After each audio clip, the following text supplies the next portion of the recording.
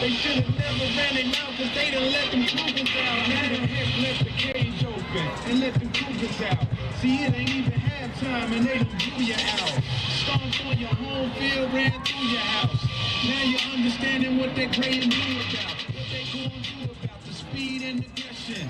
Ain't no competition, it's a winning tradition. When the bookie hit the fan and it's all said and done, we gon' pose for the picture, holding up the number one like. They done let them Cougars. Yeah, they done let them Cougars. Why they let them Cougars? They should have never ran it out because they done let them Cougars out now. They done let them Cougars. Yeah, they done let them Cougars. Why they let them Cougars? They should have never ran it out because they done let them Cougars out now. They done let them Cougars. Yeah, they done let them Cougars.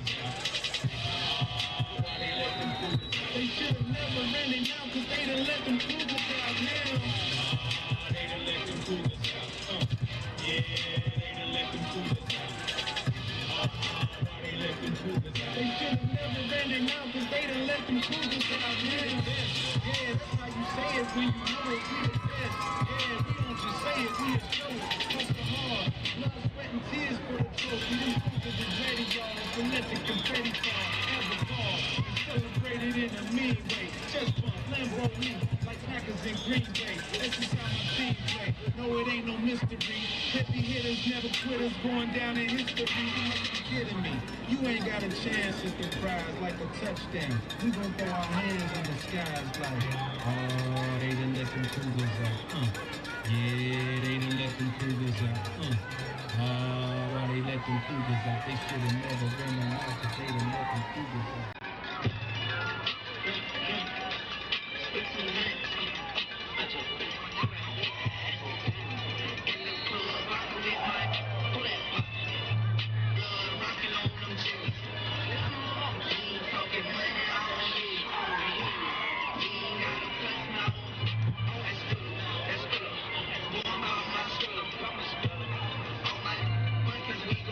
We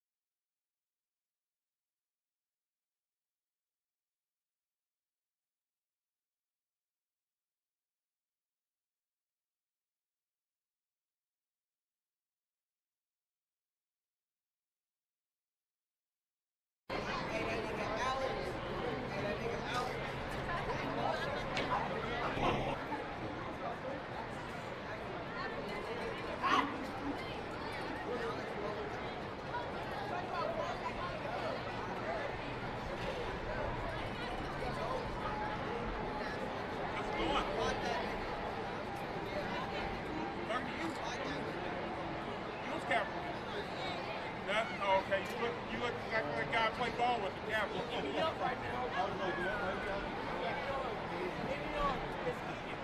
I mean, you guys are twins. It's crazy.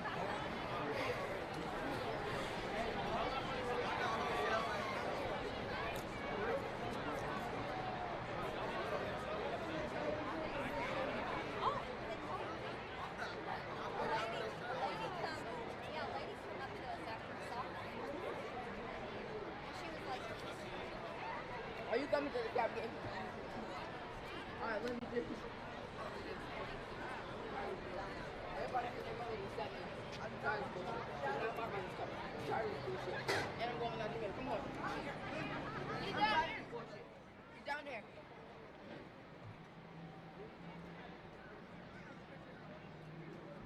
When you visit Holmes and Palmer Orthodontics, you know right away you're in a special place. Our staff loves what they do, and it shows throughout the entire treatment.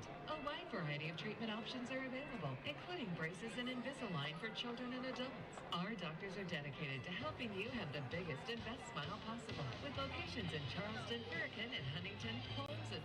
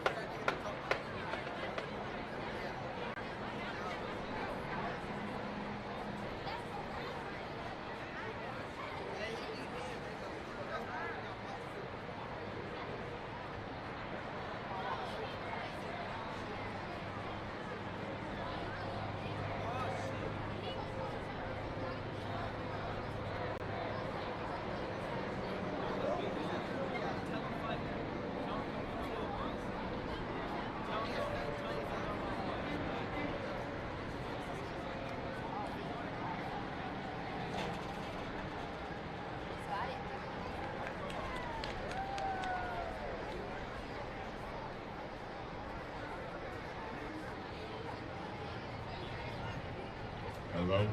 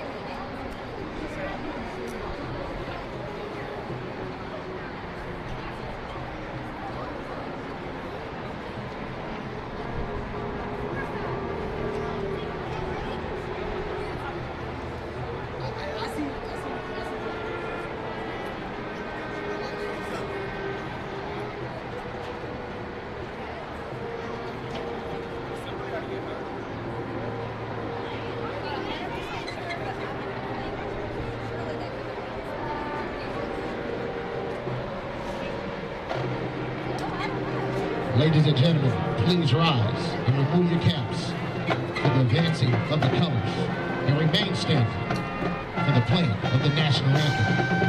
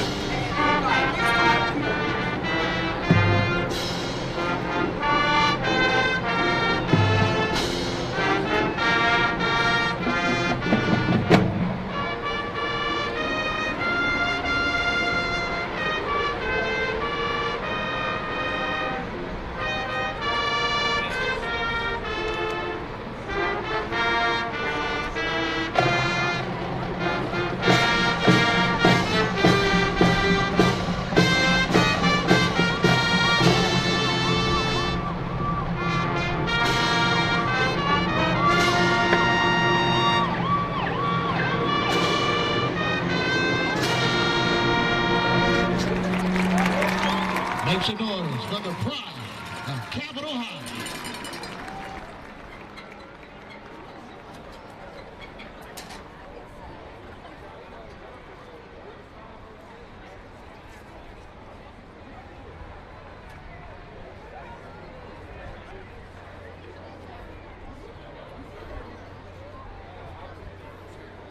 Hello, good evening, and welcome to Lately Field at University of Charleston Stadium for another high school football game day here in West Virginia. Adam Rogers, Will Vance, happy to have you along with us this evening here on High School Game Day on the RSN Sports Network, brought to you by the HD Media. We've got ourselves a Mountain State athletic tussle this evening here from the capital city of the Mountain State as the top-ranked Huntington Highlanders bring their perfect record on the road here in week number 5 to the Capital Cougars, who picked up big win number 1 of the season last week against the Riverside Warriors. And, Will, again, we mentioned the Mountain State Athletic Conference, always good games in this conference when teams meet up, but this is an important game for the Capital Cougars tonight to be able to continue that success found last week under first-year head coach Mark Mason, who took over this program earlier this year after John Carpenter resigned due to some issues that he felt within the school and school board. So, yeah, he's left. Mark Mason now in control and got that big first win last week against the Riverside Warriors after a couple of close losses earlier in those first couple of weeks. Yeah, Mason taking over this program after some difficulties. He really took over late and really took over, I think, about 4 days before fall camp really started. So I'm still really trying to put his spin on this team that he was a long-time assistant with. Last week's win, very important, as you alluded to. They weren't getting blown out in these losses. They were competing. You put up 21 points against the defending state champion South Charleston.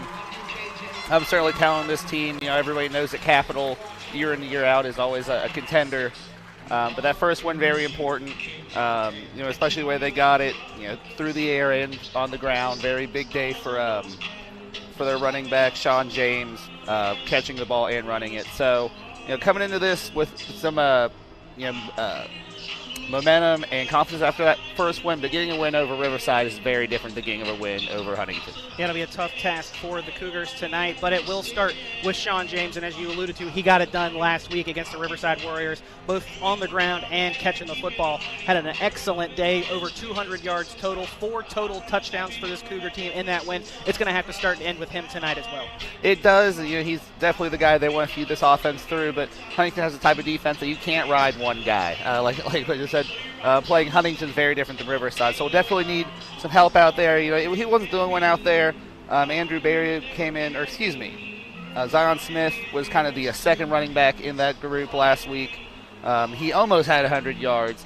So definitely, he's another key contributor there. But the guy gets some other guys involved and really spread that ball around against Huntington, who, like we saw last week against George Washington, even a team like George Washington, which does really spread the ball around, really wasn't able to find that secret ingredient to try to get past this defense. Yeah, the Highlanders last week had a big lead in that game against the Patriots. You were talking about, Will, 30-0. GW trailed in that game until about midway through the fourth quarter, when after a quarterback change for the Patriots finally sparked the offense to life. But by then it was too late. But if you're head coach Billy Seals, you want to see your team put together a full 4 quarters of football tonight. Yeah, that's something we talked about earlier this week when talking about this game. We were up there at the GW Huntington game, and it really did seem like Huntington let off the gas, and they were ahead 30-0, but the team against like GW was at least able to put up some points and make that game a little more uncomfortable for the Cougars for the Highlanders than it really needed to be. So certainly something that he's probably preached this week, and something those guys will be sure to look to do today if they can put these Capital Cougars away. Now, meanwhile, the Highlander defense, despite giving up those 14 points there late in the fourth quarter, otherwise has been a very staunch defense, both through the air and on the ground. This has been a very tall task for teams to face against this Highlander defense, and it starts up front in that front 7, really, but the back group as well. The secondary also defends exceptionally well. Yeah, and they're going to have to against a good quarterback and team that does like to get their running backs involved in the passing game. Definitely going to be a matchup of two of the probably the faster teams in the MSAC in terms of traditionally what they can do. So definitely going to be a matchup to see if the defense can do what they've done so far this year. So again, the Highlanders trying to remain perfect on the year, looking for win number 5 as the number 1 team in Class AAA in West Virginia. The Cougars looking to get a win on homecoming and upset the number 1 team in Class AAA and pick up win number 2 in the Mark Mason era after he became the head coach earlier in the offseason after being a longtime assistant for this Capital Cougar program. So if you're the Cougar players, you got to at least feel comfortable knowing that you've got a guy who's been here so long that's now taking over the head coach. That familiarity is just putting his stamp on it, like you mentioned earlier, Will. Yeah, he's been around for those teams, won state championships through the years for Capital. So definitely a guy that they all already know what they're getting. But then, like we said, every head coach is going to put a little bit of a different spin on the thing. So that late start he got kind of hindered that a little bit, but last week showed that they've got something going here. So win over Riverside, great win. Win over Huntington would be a huge win for this team and really propel them forward to where they want to be, both in the conference and just overall.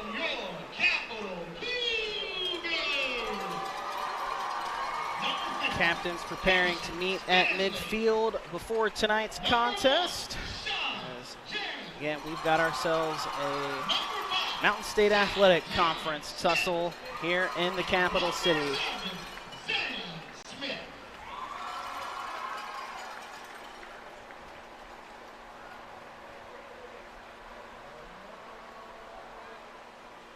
going to make their way through the bands out there for the coin toss. Huntington High bringing out the number 6 Huntington jersey, paying tribute to KJ Taylor, who wore number 6, I believe, with the Capital Cougars.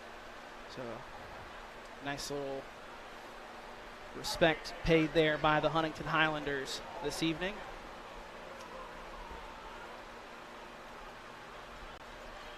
Cougars out in the all blue tonight. Blue tops, blue numbers outlined in white, the blue pants, blue and silver gradient helmet. Highlanders in the all white, green numbers, yellow outline on those numbers. Green Huntington across the front, outlined in yellow as well with the white pants. Green helmet with the H on the shield. Highlanders have won the toss, elected to defer to the second half. Huntington will kick off, and Capital will get the football to start today's contest. And, Will, it could be a good thing for the Cougars. Get this football, get the offense started right. maybe try to get this game going in the right direction with that offense out on the field to strike against that Huntington defense first. And see if they can keep it going from what they started with, what they got going last week against Riverside. See if they can get Sean James involved early, get Zion Smith involved early. Just see what they can do and see if what worked last week works out so far. Be a heavy dose of Sean James, the senior tailback tonight, number 1 in blue this evening. Had 215 total yards last week and had 4 total touchdowns. 2 on the ground, 2 receiving. Caught both of Ja'Kai Long's touchdown passes, a sophomore quarterback who's already picked up some interest at the Division I level. Just down the road, about 50 miles in Huntington, head coach Charles Huff made a phone call already and has inquired, given him an offer. Already looking up there for Ja'Kai Long. And head coach Mark Mason will have 2 more years after this with that sophomore quarterback as the Cougars make their way out of the inflatable Cougar tunnel.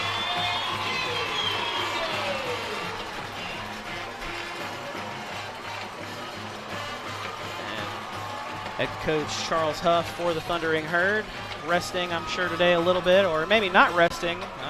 Back to work, I'm sure, already for he and his coaching staff after the disappointing loss last night at Appalachian State. Well, Vance, you were down there for that loss, unfortunately, but a nice contingent of Herd fans went down there to Boone, North Carolina for the game, saw the Thundering Herd, and play a tough game on a national televised contest.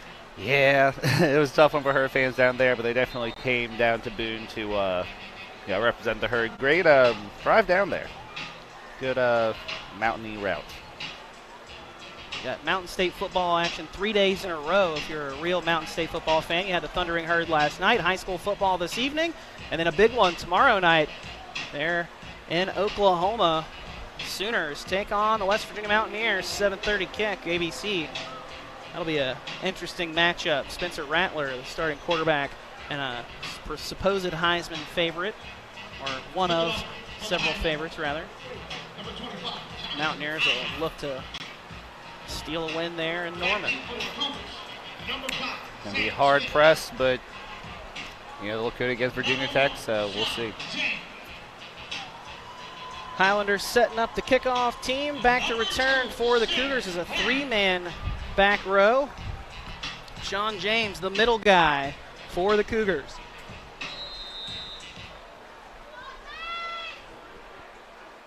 Braden Scout Arthur's got it teed up.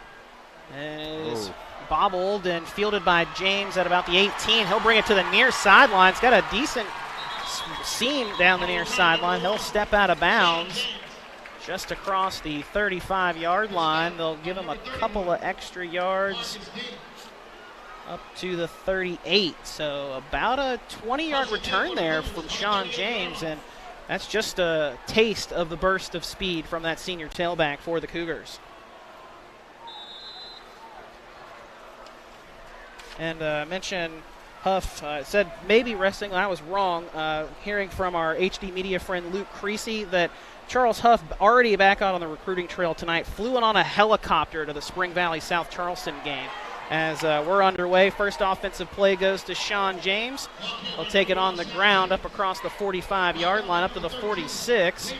Give him 8 yards on that rumble. Bring up 2nd down and 2. So yeah, no rest for the weary for Marshall head coach Charles Huff and his coaching staff after the loss last night, already back out on the recruiting trail. And that'll be an interesting matchup this evening there in Huntington. Spring Valley taking on South Charleston. Long, looks like a botched play. Long trying to just stretch it out and salvage something, but he's swallowed up well in the backfield, back at the 40-yard line, a 6-yard loss after the botched play out of that loaded shotgun. Yeah, he looked one way, saw his guy wasn't there, so he tried to make something out of it after the broken play, but Huntington too fast to let him create much of that. So that'll bring up 3rd down and long now for the Cougars on this opening drive of the game.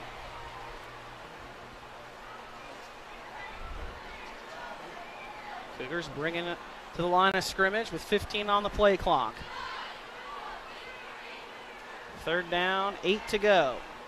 Long takes a shotgun snap, drops back to pass, slings it out to the near side, and that pass is overthrown in the direction of Sean James, the senior tailback, and that will bring out the punt team for the Cougars. Quick 3 and out for Capital after a great first play on that offensive series, an 8-yard run by James, and then the botch play just ended the drive there in effect. Yeah, in a game like this where you're against a team that's number 1 in the state, Capital can't afford those type of mistakes, and this is what happens after that. Like you said, great play, 7-yard run to set things up, but then just one mistake and then you're punting a few plays. Braden Scott takes the long snap at his own 29, a nice high punt fielded at the 28. That'll be Noah Wainick bringing it up over on the far side of the field. He's over to the sideline, has some space in front of him, makes a shoulder drop and drops a defender before he goes out of bounds into Capital territory. A nice return there for Noah Wainick. One of the marquee playmakers on that Huntington High side. A couple of weeks ago had a 75-yard touchdown pass, a 70-yard kickoff return for a 70-yard touchdown catch, a 70-yard kickoff return for a touchdown, and then had the interception to seal the win over the Campbell Midland Knights. The overall 4th leading receiver in the MSAC with 322 yards, added to 3 touchdowns so far in the year. He's got 3 of the 7 touchdowns on the year for Locko, who takes the snap, throws it out to the near side. That is caught, and that'll be Nakin Harrell, Harrell out of bounds at the 45. It's enough for a first down, but there is a flag on the play, and this more than likely will be going against the Highlanders. Yeah, it looked like one of the receivers got a little too up in the Capital player when he was trying to block out there after Locko's completion.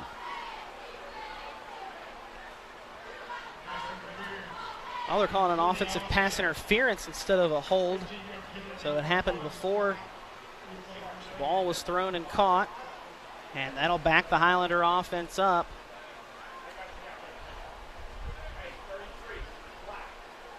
Back into their own territory now for a first down and long at their own 37-yard line. I mean, a penalty like that can put a drive in danger just as well as a 7-yard loss can. So let's see if I can dig out of this one. Still plenty of downs left. Our first quarter brought to you by Todd Judy Ford, the Todd Squad. Can help you pick out a nice ride. ToddJudyFord.com. Look at their inventory. 1st and 37 handoff. It'll go to Curtis Jones, our player of the game from last week for the Huntington Highlanders. Had 13 carries for 90 yards. Did not have the 2 touchdowns because those were vultured by quarterback Gavin Locko. Had 2 rushing touchdowns last week, all of them from relatively short distances. But Jones did a great job of moving the chains when his offense needed to and kept that clock churning in that 30-14 win last week over the GW Patriots. So 2nd down and long now from their own 38-yard line. Original line of scrimmage is the Cougar 48. It's a direct snap as Locko keeps it himself, and Locko is leveled to the ground on the near side. Excellent job on the tackle. That was Zayshawn Davis, the junior middle linebacker. A great job in pursuit there. Holds Locko to a relatively short gain, got up to just the 44-yard line. Yeah, Brings up 3rd and long now. Looked like he had the blockers to maybe threaten to at least get into the original first down territory. But good job by Capital defense stringing that along and finding the weak spot.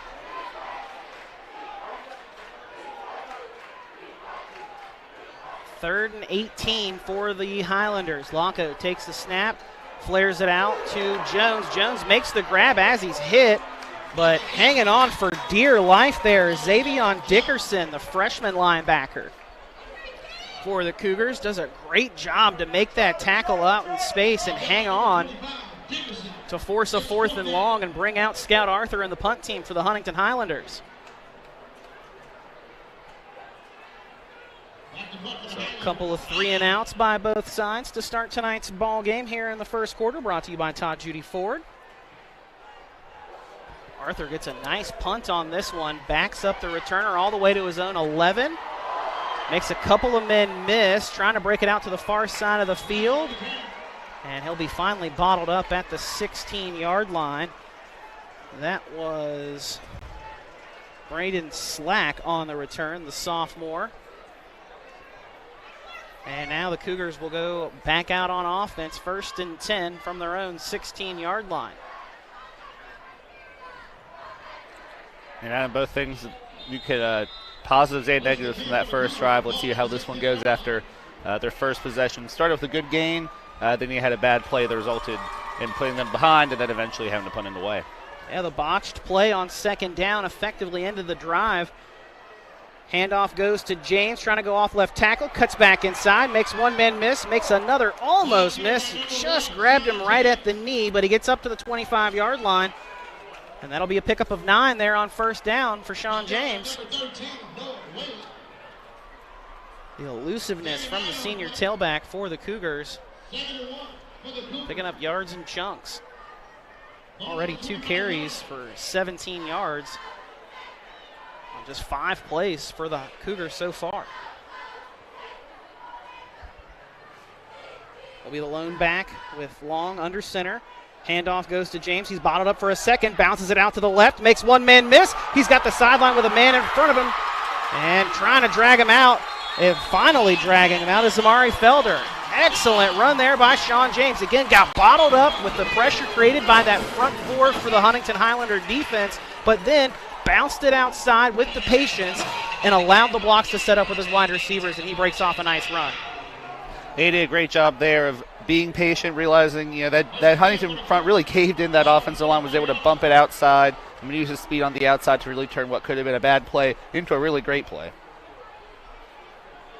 31 yards on that run by Sean James. Again, like I said, picking up yards and chunks already. 48 yards on 3 carries for the senior tailback. Handoff goes this time to Zion Smith. Smith with some nice moves out on the right side. Get up down to the 40-yard line and pick up 4. Smith really that complimentary back to James. I think he'll be really important today.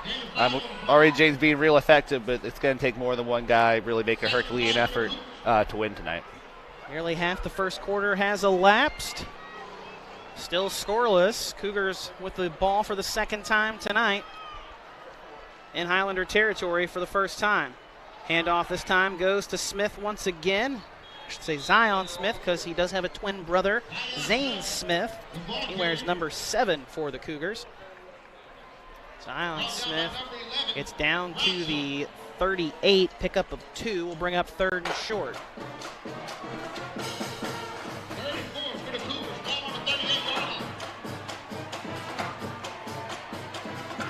Cougars need to get down to the 34-yard line to pick up the 1st down. Really a long 4. Double-barrel shotgun for Long. Takes the snap, looks right, throws right to Smith. Caught at the original line of scrimmage, so that's finally gets his way back up. Actually lost about a half yard there.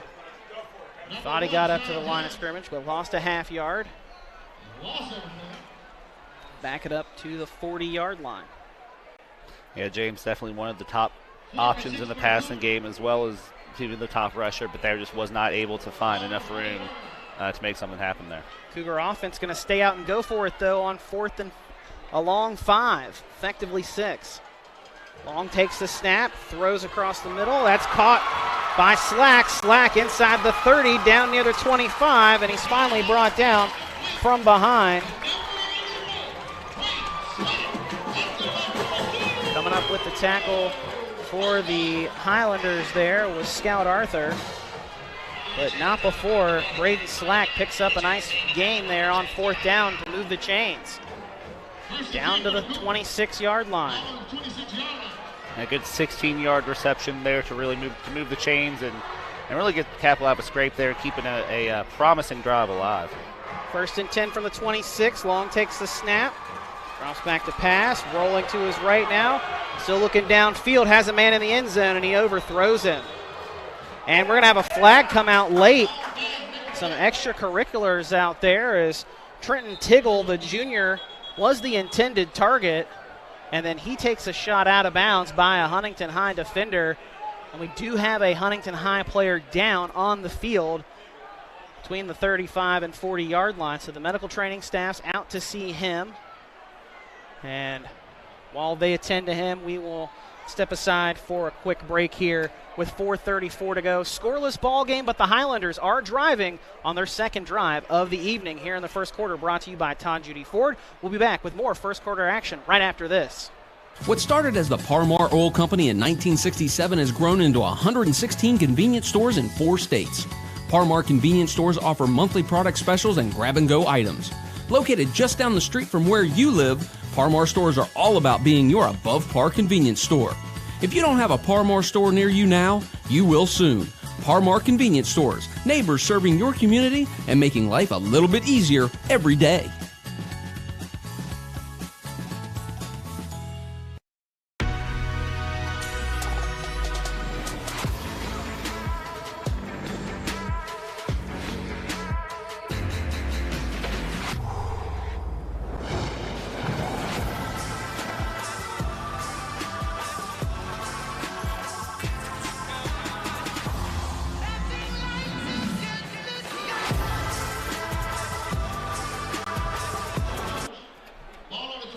That was Gavin Adkins making his way off the field, the junior defensive end for the Highlanders. Cougar offense back out after the injury timeout, 2nd and 10 after the incompletion. Long under some pressure, steps up, avoids it for a second, and then he's wrapped up and brought down. That's Curtis Jones, the sophomore defensive end, getting his first sack of the season. And that one, like you said, Long doing the best he can with his really great athleticism to avoid that rush, but was unable to get away from about the second or third guy who presented the challenge. Great job there by the Huntington defense to now force a long 3rd down. 4-yard loss on that sack by Curtis Jones brings up 3rd and 14. Under 4 to go here in the Todd Judy Ford first quarter. And now a timeout requested. And granted, we'll keep things here and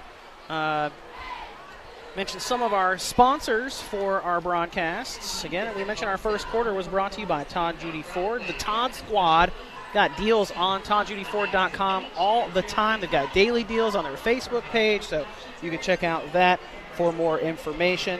But some of our other fantastic sponsors, Frontier Communications Studios, BFS, Bigger, Faster, Stronger, Thomas Health System, Orthopedics, Stevens Auto Center. We've got the trucks.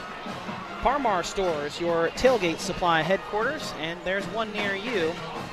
We won't have to stop by for a cold beverage tonight because it's quite cold already this evening, down to 63 already tonight here in the capital city. They've also got you on the coffee. I was going to say, we're going to have to stop in and get a warm beverage, a hot chocolate or a coffee. They've always got those as well as some of our other sponsors. Before we get back, Dutch Miller Auto, what's in your tailgate?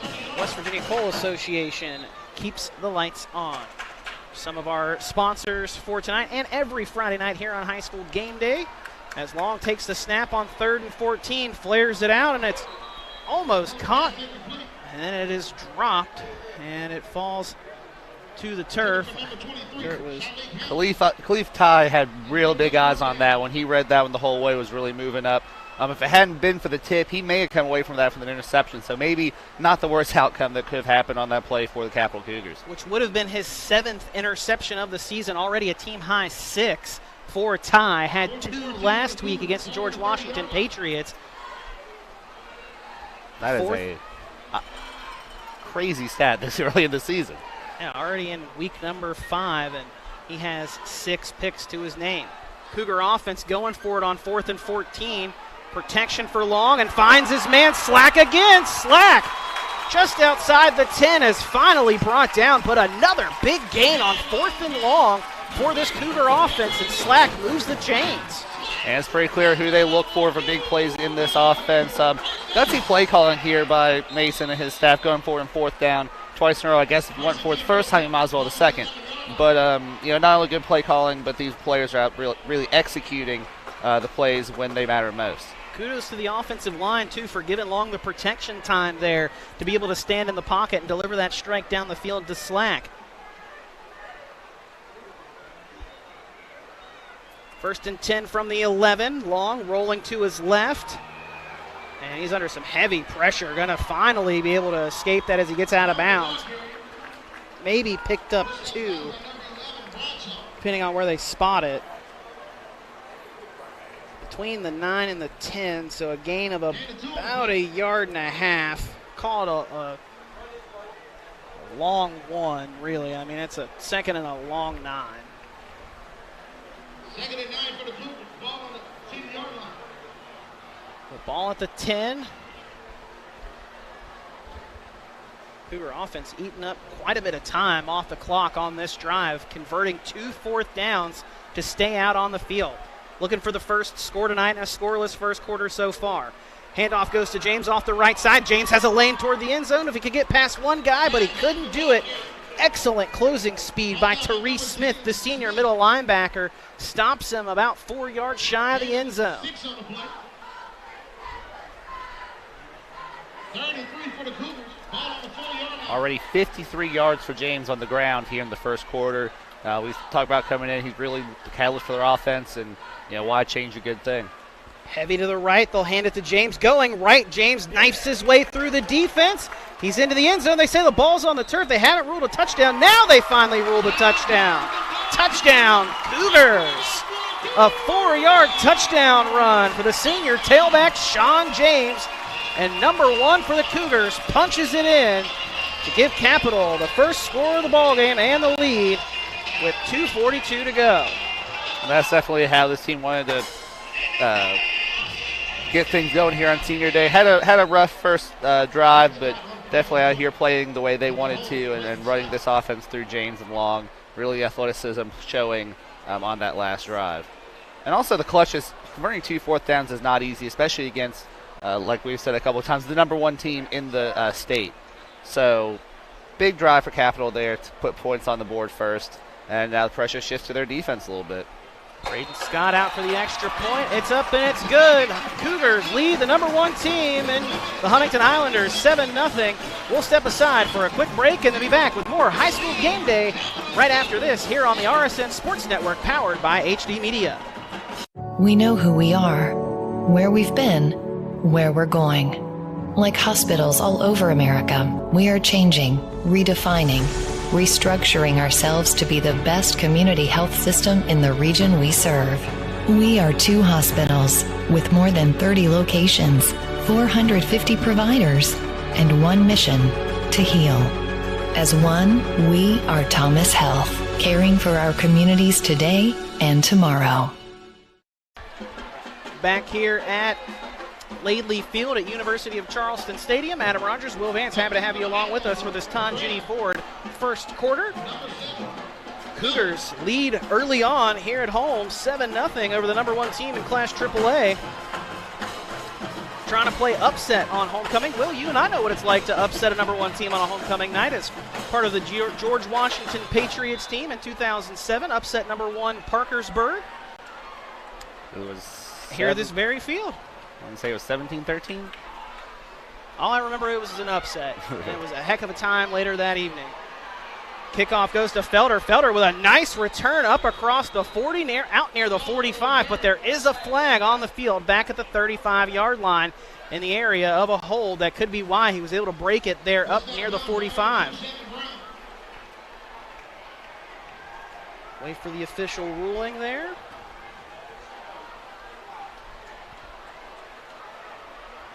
And in the area of a hold. There it is. So that'll back the Highlanders up from the spot of the foul. So we'll spot it back at the 25-yard line, and that's where the Highlanders will start their second drive of the game. Trailing 7-0. See if Gavin Locko, the junior quarterback, can muster a better start after last drive. High snap, Locko able to track it back down though, bringing it to the left side. He is met hard. Cougar defense all over him there. Xavion Dickerson as well as, I believe that was Fabian Dawkins making the stop for the Cougar defense, and that's a loss of 2. It could have been a lot worse if Walker wasn't the athlete he was, but tough way to start a drive here for Huntington. Just something that just happens every now and then, it seems, at all levels of the sport. And we mentioned for the Cougars, the offense runs through Sean James seemingly. For the Highlanders, the offense runs through Gavin Locko, the leading rusher as the team's quarterback. As he drops back to pass, has a wide open Amari Felder at the 45. He's across midfield, makes a cut back to the sideline, and he's got some blockers in front of him. Fielder couldn't get the block set up all the way, though, but he does get down inside the 20.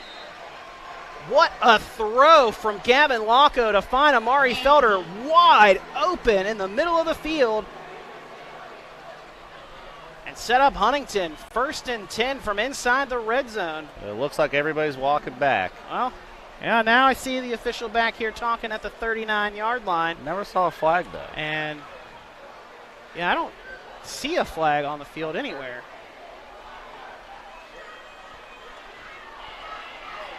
I see it now. It was on the white. Couldn't see it from that far. I believe he said illegal touching. Is that what I heard? Yes, legal touching by the Highlanders. So that's unfortunate. I mean, really unfortunate. That takes a huge play off the stat sheet for the Highlander offense. And instead of being 1st and 10 from in the red zone, now they're backed up second and long. It's a loss of down as well on that play. Now it'll be 2nd down inside their own 20. Also a heck of a break for Capital. What appeared to be a blown coverage there that could have been very costly here in the early goings. That's 3rd down because of the high snap, and then that was 2nd down. So, yeah, with the loss of down, this is 3rd down now. Cougars coming on the blitz. Locko going to keep it himself on a designed run. Locko bringing it back up to the original line of scrimmage. Maybe got an extra yard or two after that, depending on where they spot the ball. But it's still going to be 4th and long now for the Highlander offense. And out will come Scout Arthur to punt it away. Really not much else you can do if you're the Highlanders right now. Yeah, tough string of events there for the Highlanders on that drive, and now kicking right back to Huntington, the Capital, with some momentum off that touchdown run, and some really good running so far in this game by Sean James already. Only carried the ball 5 times, has 57 yards and a touchdown. So Scout Arthur stands at his own 13, punts it away, and it's not a great punt, but he does get a friendly couple of bounces. Slack picks it up and really probably should have just left it on the turf because he is immediately swallowed up by 3 Highlander players. Curtis Jones helping make the stop for the Highlander punt team. So he stays out there on the field to play some defensive end for the Highlanders now for this next series. And he was our player of the week last week in that Huntington win over George Washington. Didn't get on the scoreboard, but his stats were of note because they kept the Highlander offense out on the field for several extra plays, keeping the chains moving on some 3rd downs. Big time possession disparity, largely thanks to him. So long back out now for the Cougar offense. Hands off to James, and James swallowed up at the line of scrimmage. May have actually been forced backward for a loss, depending on where they spot it. Yeah, they are going to spot him back at the 37, so a loss of 1. Great penetration by that Highlander defense. As we're about at the end of the first quarter, that'll be the end of the first quarter was play as the Highlanders and Cougars run to the sidelines. So that ends our Todd Judy Ford first quarter. Cougars with a 7-0 lead, trying to shock the #1 team in Class AAA, the Huntington Highlanders. We'll be back for second quarter action when we return after this here on High School Game Day, brought to you by HD Media on the RSN Sports Network. What started as the Parmar Oil Company in 1967 has grown into 116 convenience stores in 4 states. Parmar convenience stores offer monthly product specials and grab-and-go items. Located just down the street from where you live, Parmar stores are all about being your above-par convenience store. If you don't have a Parmar store near you now, you will soon. Parmar Convenience Stores, neighbors serving your community and making life a little bit easier every day. Looking for a friendly bank that you can turn to in your community? Bank where the decisions on your needs are made locally. With online banking and 7 locations. Poca Valley Bank, where relationships matter. Back here at Laidley Field at University of Charleston Stadium, Adam Rogers, Will Vance, happy to have you along with us this evening here on High School Game Day, presented by HD Media on the RSN Sports Network. Getting ready for the start of the second quarter, which is brought to you by Poca Valley Bank, and we're underway as it's a screen play set up back in the middle. And that's immediately sniffed out by the Highlanders as the screen was dumped off to Zion Smith.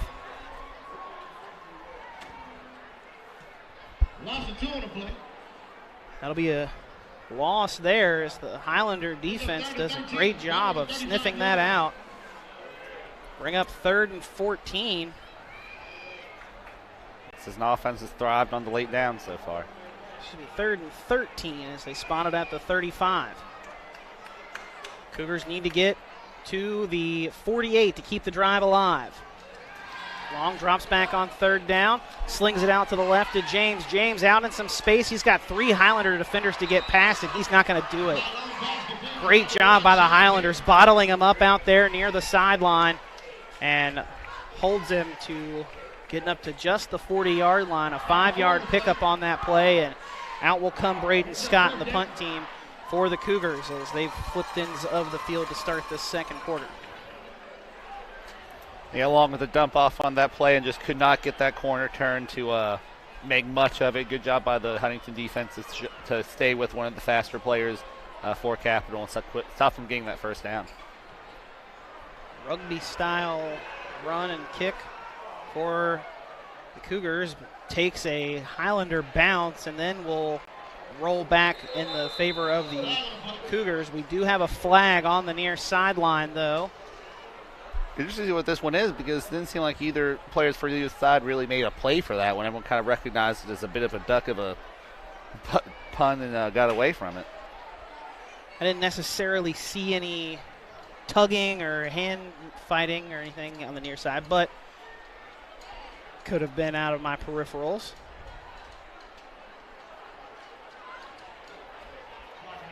And it's a block in the back on the kicking team.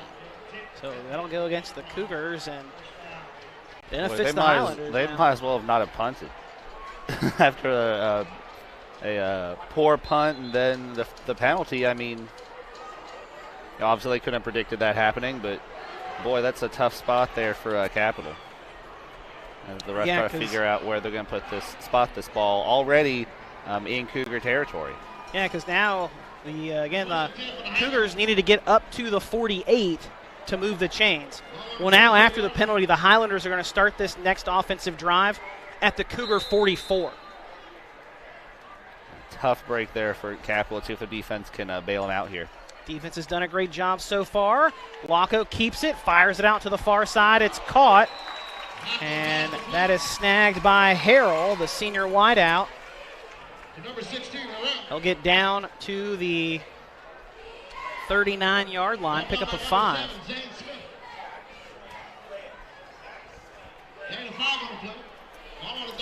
Locko comes back over from the sideline after getting the play call. In our second quarter, brought to you by Poca Valley Bank. Under 10 to go here in this first half. Cougars lead 7-0.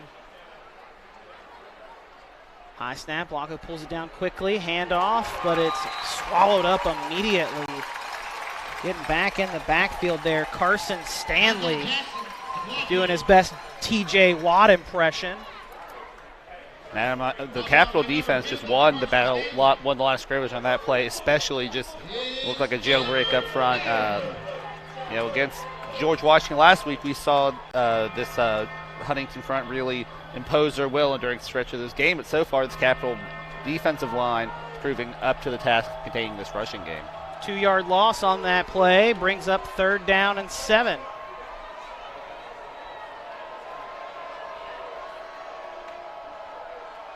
Snap comes back to Laco, surveys the middle of the field, has a man, and that's caught by Harrell again. Harrell inside the 15, down to the 13-yard line. That's two great throws there by Laco in this first half. The first one got wiped off because of a penalty, but twice now he's gone over the middle of the field and had a guy, and he's thrown it on an absolute rope to his intended target. It looked like it may have been just a little high, but Harrell does a great job of going and getting it. That ball really put where only Harrell can go get it, so great job there. Great pass catch to set them up well inside the red zone. Inside the red zone at the 13-yard line. Highlanders threatening to score for the first time tonight. Trying to tie it up. Laco fake, throw out into the flat to Felder, and Felder is met immediately. Big time hit stick by the junior corner, DeMarcus Daniels. I think that receiver's supposed to do a little more to tie up Daniels there, but Daniels is making the smart play, crashing in on it, and really laying a licking there. Fought through that block to hold it to no gain on that catch. Under 8 to go here in this second quarter. Cougars trying to keep the Highlanders out of the end zone. 2nd and 10 play. Laco drops back to pass, looking for the end zone. Had the man, but threw it out of the back of the end zone. Trying to find Noah Wainick. His favorite wide receiver target on the year. Coming into tonight, Wainick had double the number of catches compared to the next receiver on this Huntington Highlander team. He had 12 grabs coming into tonight, as we mentioned earlier, for 332 yards and 3 scores. 3rd and 10 on the way for the Highlander offense. Trips comes to the near side of the field. Curtis Jones in the backfield with Laco. And the Highlanders jump offside. Now more than jump, he made a jump and made a move offsides. He came back just apologizing to the coaching staff there. Just a silly thing there. Yeah, a tough break for the Highlanders because now already facing 3rd and 10. Now you're backed up 3rd and 15 from the 18. Remember, that may have really saved Huntington. We're up here with coaching staff. That coaching staff wanted a timeout, but luck out there. Laco in the shotgun, same set. Drop back to pass, looking toward the end zone. Going to roll to his left now. Still looking end zone. Throws and left it just short. Trying to find his intended target on the near sideline. That was Zaza Jackson, his intended target. That brings up 4th and 15, and out will come the field goal try. And Adam, we talked about how would this Capital defense stand up to this very short field position. And so far, they prevented, barring a trick play or something here, barred a touchdown. Let's see if they can prevent 3 points here as well. Johnny Aya on to try a 35-yard field goal from the right hash. He's 3 of 3 on the year with a long of 35. So he puts this one up, and it is good. So the Cougars keep a touchdown off the board, but allow the field goal. With 7:38 to go here in the second quarter, we'll step aside for a short break and then be back with more High School Game Day here on the RSN Sports Network, powered by HD Media. In the history of Dutch Miller Chevrolet, there has never been a better time to trade in your car. Because of major supply chain disruptions, your vehicle is worth more than it ever has been. Even if you're not looking to trade in your car, we're interested in buying your vehicle at up to 30% above fair market value. We have customers trading in their vehicles that are getting more now than they paid for it. Learn more and text or chat now at DutchMillerChevy.com. Come check out the area's best selection of pre-owned vehicles with friends and family pricing for everyone. Action about to get back underway after the 35-yard field goal from Johnny Aya. Puts the Highlanders on the board for the first time tonight, cut the deficit to 4. Adam Rogers, Will Vance, happy to have you along with us and our Media Center crew this evening. Get here on our High School Game Day coverage, powered by HD Media on the RSN Sports Network. It's a beautiful Friday night for football across the Mountain State. As the kickoff is away and fielding it back at the 5-yard line for the Highlanders is Shannon Brown. Brown bottled up, still keeping his legs moving, and his forward progress stopped up at the 20-yard line. So about a 15-yard return there for him. And that is where the Cougars will start this next offensive drive. Now, both teams really creating long drives time-wise so far in this one. This is only Capital's third possession. Might be one of maybe 2-3 possessions before the half, so really important for Capital here to try to get some momentum back, improve on that first offensive touchdown. Long takes the first down snap, throws down the near sideline. That's caught. Did he haul it in all the rest of the way? Yes, he did. Great grab there again by Braden Slack. Catches it, goes out of bounds at the 40-yard line. A 20-yard pickup on 1st and 10 for the sophomore wide receiver.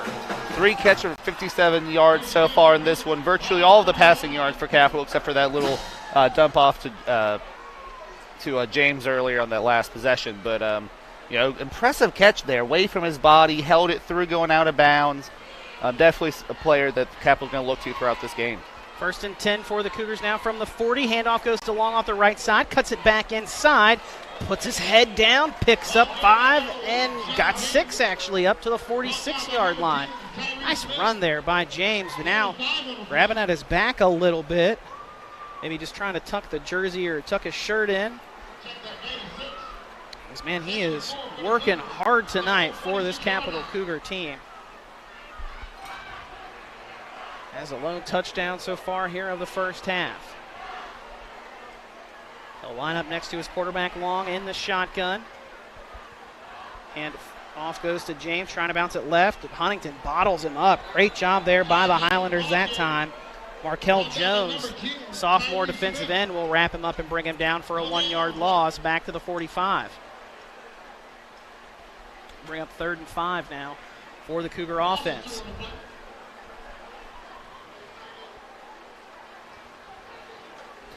Huntington defense did a great job on that play.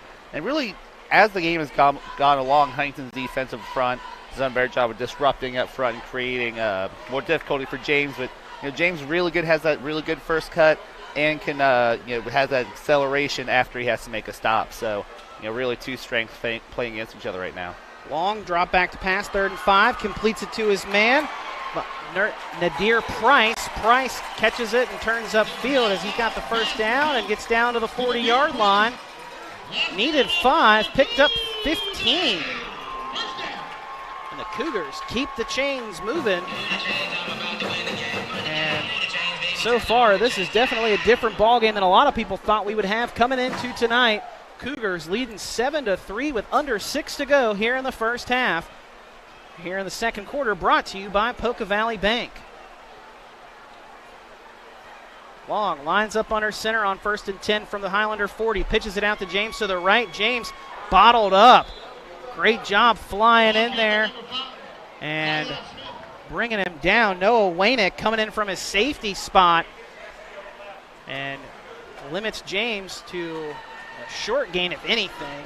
Now they're going to spot it right back at the 40, so they give him nothing on that run. Adam, on those big sweep plays, the safety can be so important if they can get through that traffic and get to the ball carrier. Great job by Waynick there to do just that. Make his way through a lot of bodies there to make the no-gain tackle on a guy who we've seen make a lot of good plays so far tonight. Just got enough of his leg flying through there, sweeping in to try to make that stop. Got just enough to wrap him up. Long dropping back on 2nd and 10, rolling to his right. A flag comes down. The pass is caught, though, down the near sideline. And stepping out of bounds there at the end was Shalik Hampton. This play probably won't stand, but again, what a catch by Hampton. Calling holding there against the Cougars. The students don't approve. Don't agree with that assessment of the play, but go ahead and back the Cougars back up.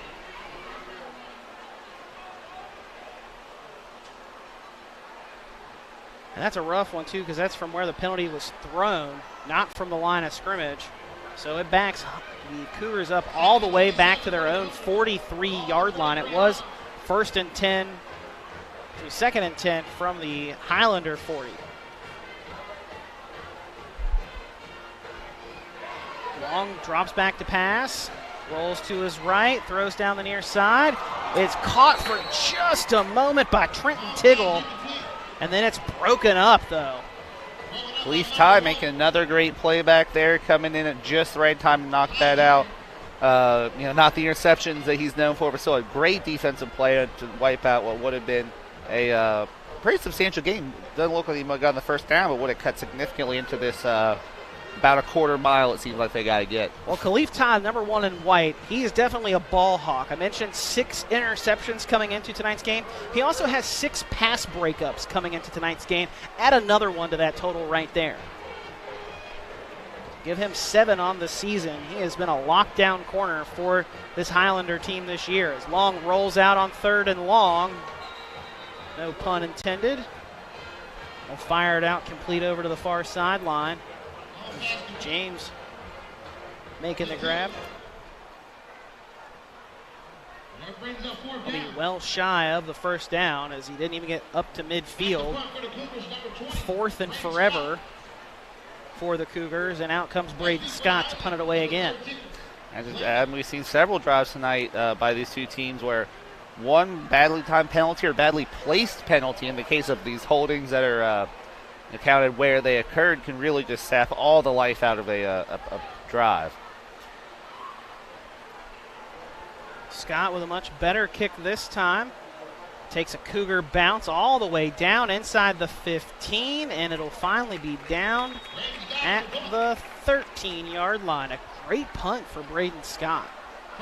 Helps the Cougars flip the field and make Huntington have to go effectively the length of the field to try and score again before the end of this half, with 4:16 to go in the second quarter. Brought to you by Poca Valley Bank. Again, one of just many sponsors. Poca Valley Bank, human spirit, note of the game. And Adam, still plenty of time here, about 4:16 left on this clock. Huge running to go down there and be able to score and kind of reestablish not only the lead, but kind of where they felt like going into this game.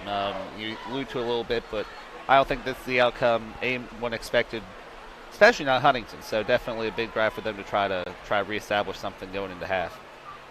Highlanders handoff 1st and 10 to Curtis Jones. Jones breaks off a nice run on 1st and 10 up to the first down marker. Should be enough for the first. Yeah, they're going to move the chains. Give him 10 on that run. Nice power run there by Curtis Jones.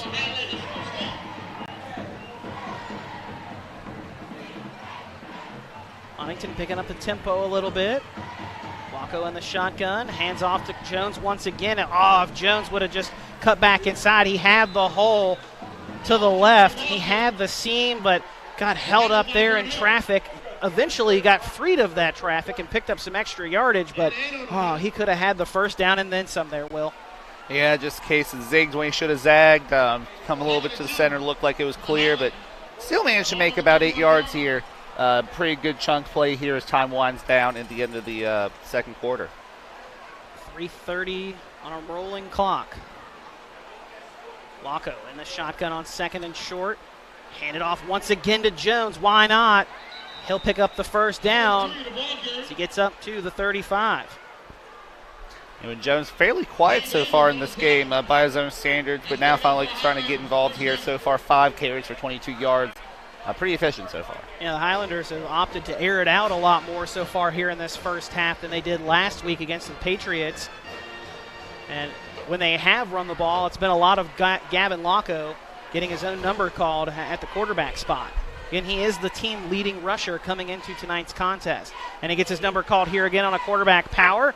Drops the shoulder, drops one defender as he got up across the 40 up to the 42-yard line. Pickup of 7 on 1st and 10.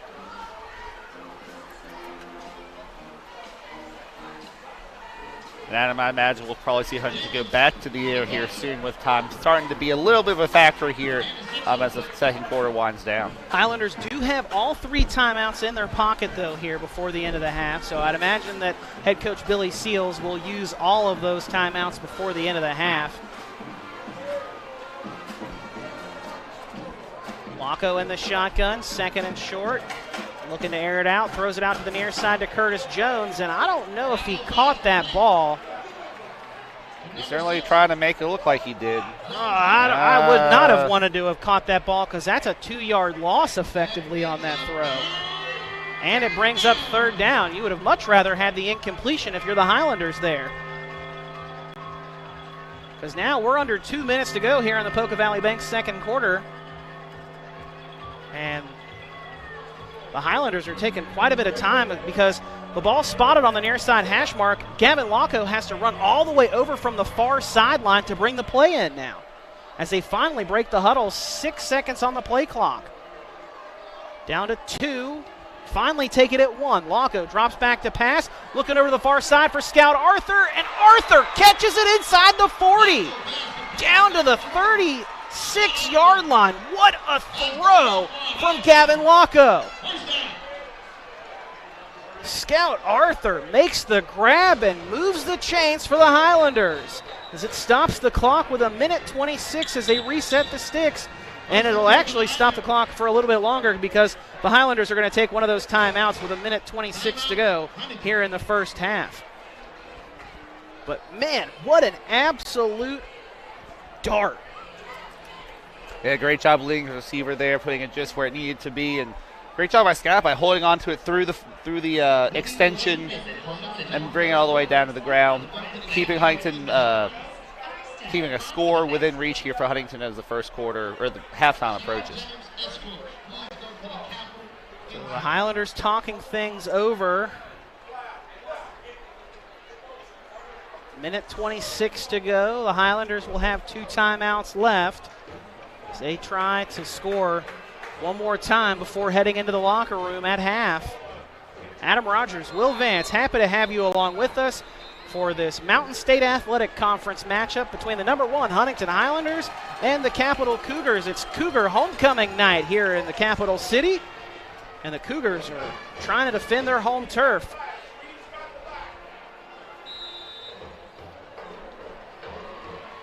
Both teams back out on the field, ready to go after the timeout by the Highlanders. Locko in the shotgun, takes a snap, rolling to his left, stepping up, airing it, looking for Amari Fielder in the end zone, and he just overthrows it a couple of steps on his intended man, Felder.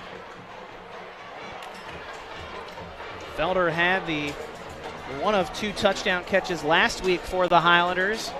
Was looking for touchdown grab number 4 of the season there, but just a bit out of his reach. And man, did he have the space on his defender. Nobody within about 5 yards of him there. Yeah, that combination route really was able to free him up a little bit, but just Locko under pressure was not able to get it where he needed it to be. 2nd and 10 after the incompletion. Clock stopped, 1:19 here in this second quarter. Locko drops back to pass, looking to the left, looking back across the middle of the field now. Now he's going to roll out to the left under some pressure by the Cougars. Dumps it out, and it's almost intercepted on the near sideline. Getting a hand on it there was Trenton Tiggle, the cornerback. That deflection there from Tiggle will bring up 3rd and 10 now for the Highlander offense. Clock stopped, 1:11 to go here in the half. And big play here for Capital's defense, although pretty decent chance of Huntington Ward to fall short on this one. 4th down. Going for it on 4th is certainly within the realm of possibility here. I'd say it's just a bit out of the range of Johnny Aya's leg for a field goal try. Again, his long of 35 on the year, which he matched earlier in this half. Locko dropping back to pass, throwing to the far sideline, and it's broken up. Great coverage out there by DeMarcus Daniels, the junior cornerback. Knocks that ball away. And that was a dangerous decision there to go for the receiver. Running that curl route, he's already sitting too long to waiting on it. So good play by Capital's defense. Almost got the interception there, but they'll settle for forcing the 4th down. And that clock stopped with 1:04, so preserving some time for Capital to potentially put some points up on the board before the end of this half still, because the Cougars have 2 timeouts left. And it's 4th down upcoming for the Highlanders. 4th and 10. Locko drops back to pass. There's some pressure. Thrown to the near side. Has Noah Wainick. Wainick shakes one defender. Breaks another tackle down to the ground. keeping his legs moving inside the 20. He's got a first down grab and then some. All the way down to the 18-yard line. Check that, the 17-yard line. So a 19-yard pickup there on 4th and 10. And the Highlanders will now call a timeout to stop the clock with 53.8 seconds left to go here in the first half. Take this opportunity to, again, thank some of our sponsors for our broadcast this evening. Taste Physical Therapy, Army Recruiting of West Virginia, and I swear those guys love their job more than just about anybody. I mean, I know we love our jobs doing this, but to be an Army recruiter, you really have to love your job and love our country, so kudos to them and what they do, getting the next generation of soldiers out there on the front lines for us. Also, Poca Valley Bank, Chick-fil-A Southridge. We'll have our Chick-fil-A Southridge player of the game for you later on in the contest tonight. And right now, a couple of good candidates on both sides that you could argue, despite a 7-3 ball game on the scoreboard. And then also Dutch Miller Auto, West Virginia Coal Association, keeps the lights on. Parmar Stores, your tailgate supply headquarters. Stevens Auto Center, we've got the trucks. Thomas Health System Orthopedics. After the timeout, Highlander offense back out on the field, ready to go on 1st and 10 after converting 4th and 10 with a 19-yard grab from Noah Wainick. Laco pulls the high snap down and just jumps on top of it as he just got enough of a hand on it to let it fall back to him. And that's the second time in this game that's the same things happened to Huntington both times. That's the same result. Max Wentz, the Dartmouth commitment for the Highlanders, with a couple of errant snaps tonight. And that forces the Highlanders to burn that final timeout with 45.4 seconds to go here in this first half. And now the Highlanders probably going to be calling a couple of plays in the huddle now to set some things up. Yeah, I'm expecting at least one of those to be a straight-up shot towards the end zone, especially you got wide receiver with the skill of Wainick out there. And Harrell's really been looking good today, too, so really some options out there if they want to chuck it towards the end zone straight up, or plenty of time to run. Probably at least 2 or 3 plays here, excluding the possibility of players going out of bounds or off or a incompletion or such. Highlanders breaking the huddle over on the far sideline, making that long run over to the near side hash mark for this pending 2nd and 18. After that high snap caused a loss of 8. Laco, fortunately, though, able to jump back on top of it. Curtis Jones to his left in the shotgun. Laco dropping back to pass, has all the time. Middle cleared out, throw to the near side. And he had 2 receivers on the near side. And then Wainick just kind of slowed the route because he settled in the soft part of the zone. And then Laco just overthrows him. Also had, I want to say that was Amari Felder out there. No, that was Zaza Jackson out there as well in the area. So 2 guys against 1 defender, and Laco can't put it on either of them.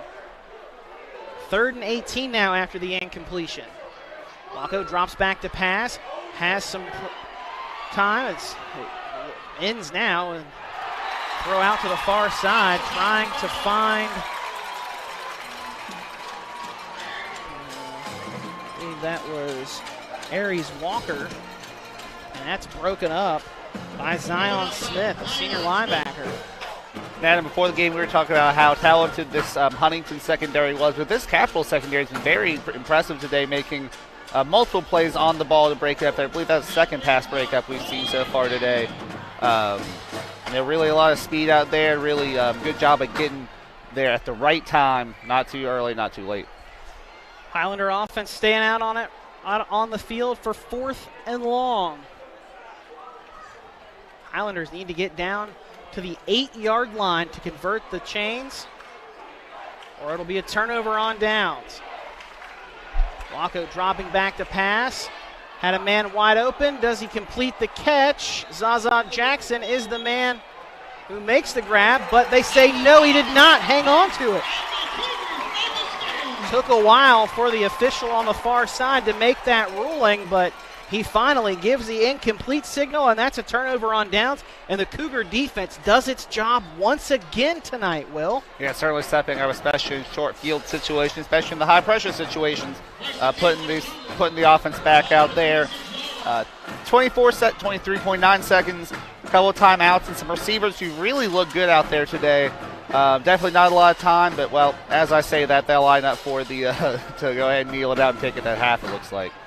Yeah, 23.9 seconds left. Long's just going to take the snap under center and take the knee and let this clock roll to the half. And the Cougars are going to be content with a 7-3 lead over the number 1 team in Class AAA as the center, sophomore Aiden Ellis, tries to fire up this Cougar crowd on the near sideline. Capital Cougar student section showing out in force tonight here on this near side of the field.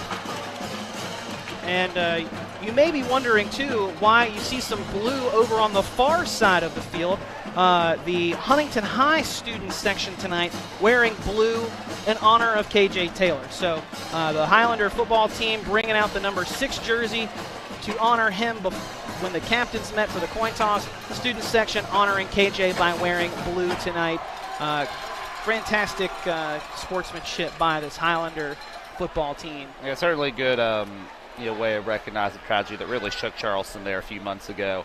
He was KJ Taylor was an athlete, probably had good friends there in Huntington too. So good way to show some support and camaraderie on a nice happiness, but it also has that kind of lingering issue that Capital has faced this year. It's interesting to see how they improvise on having the blue. You see some UK over there, some play Nike, Navy, different schools, but all kind of finding a way to show some support for this Capital family that was really hurt earlier this year. Tragic story, and as we mentioned, I'm sure you've probably heard of it by now, but if not, you can definitely look it up. We don't want to get into the details of that, but again, a tragic story, and great to see them supporting this Capital High School team and school with those blue shirts over there tonight. At the half, Capital with the surprising 7-3 lead over the number 1 Highlanders. Step aside for a break, and then when we come back, we'll bring you back here to Lately Field at University of Charleston Stadium. We've got homecoming festivities at the half, and we'll have some marching band action as well. That's all when we come back here on High School Game Day on the RSN Sports Network, powered by HD Media.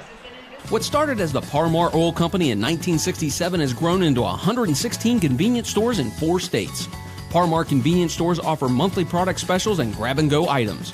Located just down the street from where you live, Parmar stores are all about being your above-par convenience store. If you don't have a Parmar store near you now, you will soon. Parmar Convenience Stores, neighbors serving your community and making life a little bit easier every day.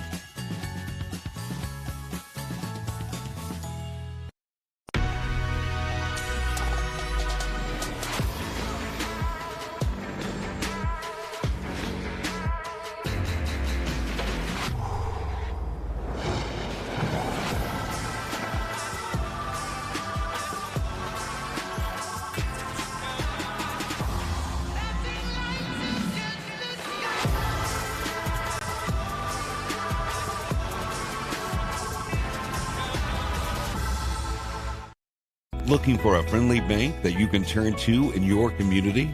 Bank where the decisions on your needs are made locally. With online banking and 7 locations. Poca Valley Bank, where relationships matter. We know who we are, where we've been, where we're going. Like hospitals all over America, we are changing, redefining, restructuring ourselves to be the best community health system in the region we serve. We are 2 hospitals with more than 30 locations, 450 providers, and 1 mission: to heal. As one, we are Thomas Health, caring for our communities today and tomorrow. In the history of Dutch Miller Hyundai, there has never been a better time to trade in your car. Because of major supply chain disruptions, your vehicle is worth more than it ever has been. Even if you're not looking to trade in your car, we're interested in buying your vehicle at up to 30% above fair market value. We have customers trading in their vehicles that are getting more now than they paid for it. Learn more and text or chat now at DutchMillerHyundai.com. Come check out the area's best selection of pre-owned vehicles with friends and family pricing for everyone.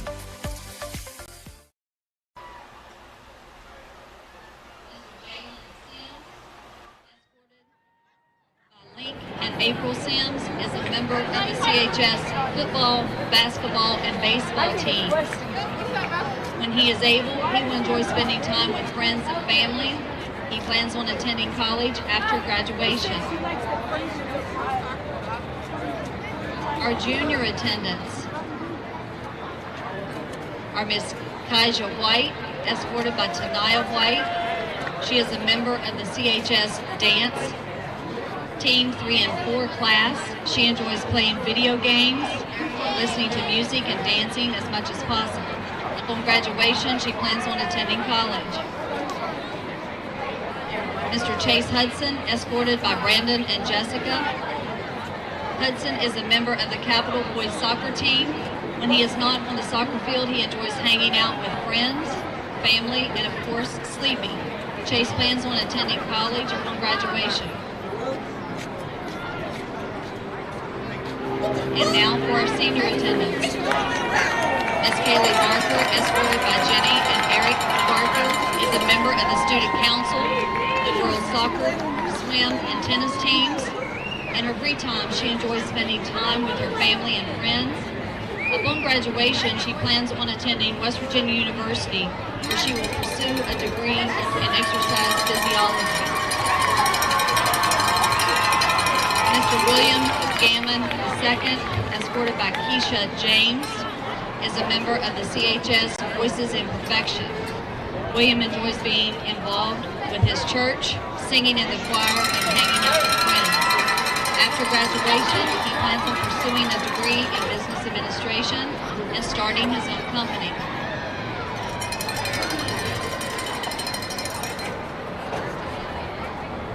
The 2019 Homecoming Queen, Miss Callie Chambers, who is being escorted this evening by Miss Leslie Rydell, is the 2019 Capitol High School Homecoming Queen, and she currently is attending West Virginia University, where she is pursuing a degree in exercise physiology and a minor in speech pathology. She enjoys hanging out with friends and family and teaching swim lessons in her free time. She is a proud Capitol alumnus and is happy to be able to be here tonight to share in our crowning ceremony. And now the moment we have all been waiting for.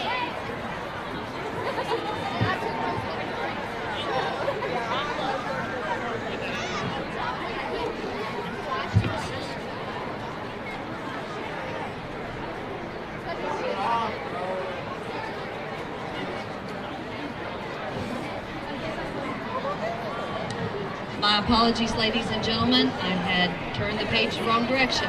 Mr. Bailey Hoff, escorted by Mr. Tim Hoff, is a member of the Capitol High School Dance Company and Student Council. Bailey enjoys horseback riding, dancing, spending time with friends, and hanging out with her best friend, Tabitha Moore. After graduation, Bailey plans on attending West Virginia University to pursue a bachelor's in secondary education and a minor in dance.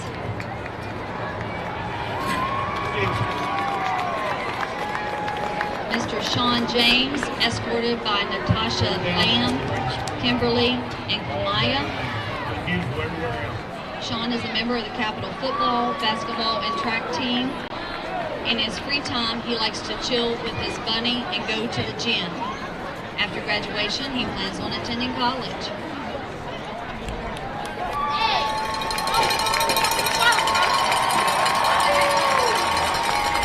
Next, we have Miss Braylee Knox, escorted by Jamie and David Knox. She is a Capitol High School cheerleader. She loves to spend time with family and friends. Braylee plans on attending the Bridge Valley Nursing School after graduation. Mr. Noah Lawson, escorted by Lisa and Bruce Lawson, is a member of the Pride of Capitol High School drumline and baseball team. In his free time, he enjoys spending time with family and friends and writing music. After graduation, Noah plans to attend college where he will pursue a career in sound engineering. And now, once again, Miss Callie Chambers being escorted this evening by Miss Leslie Rydell. She is the 2019 Capital High School Homecoming Queen. She is currently attending West Virginia University, where she is studying exercise physiology and a minor in speech pathology. She is a proud alumnus and is happy to be with us here tonight to share in our crowning ceremony.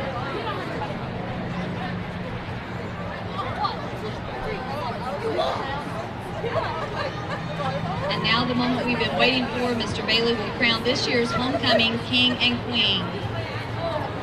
Our 2020-21 king is Mr. Sean James.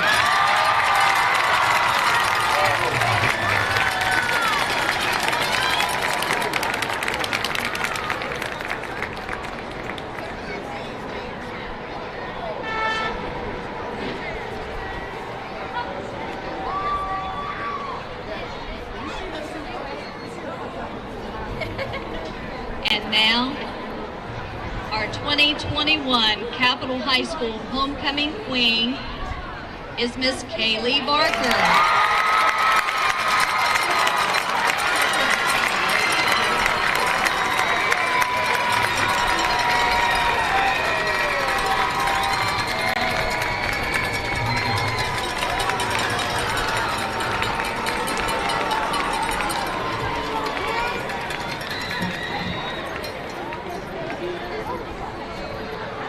Congratulations to all our attendants tonight.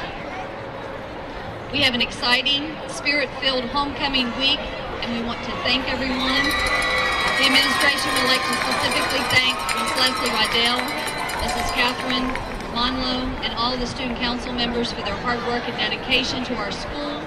Homecoming would not happen without you. Our homecoming festivities will conclude tomorrow evening with our dance and our courtyard for ticket holders. Thank you to the Huntington Highlanders for demonstrating your love and support by your blue out tonight. We truly appreciate your kindness. At the conclusion of tonight's game, we would like to invite everyone to enjoy the Pride of Capital High School show Atlantis at the conclusion of the game. Thank you for joining us this evening. We hope you enjoy the rest of the game. And don't forget, everybody is somebody at Capital High School.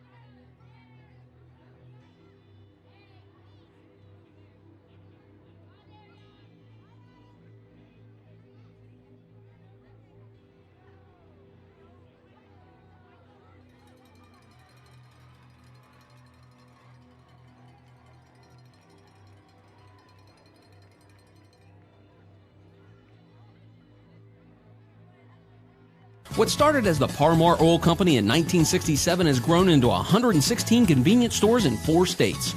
Parmar convenience stores offer monthly product specials and grab-and-go items. Located just down the street from where you live, Parmar stores are all about being your above-par convenience store. If you don't have a Parmar store near you now, you will soon. Parmar Convenience Stores, neighbors serving your community and making life a little bit easier every day.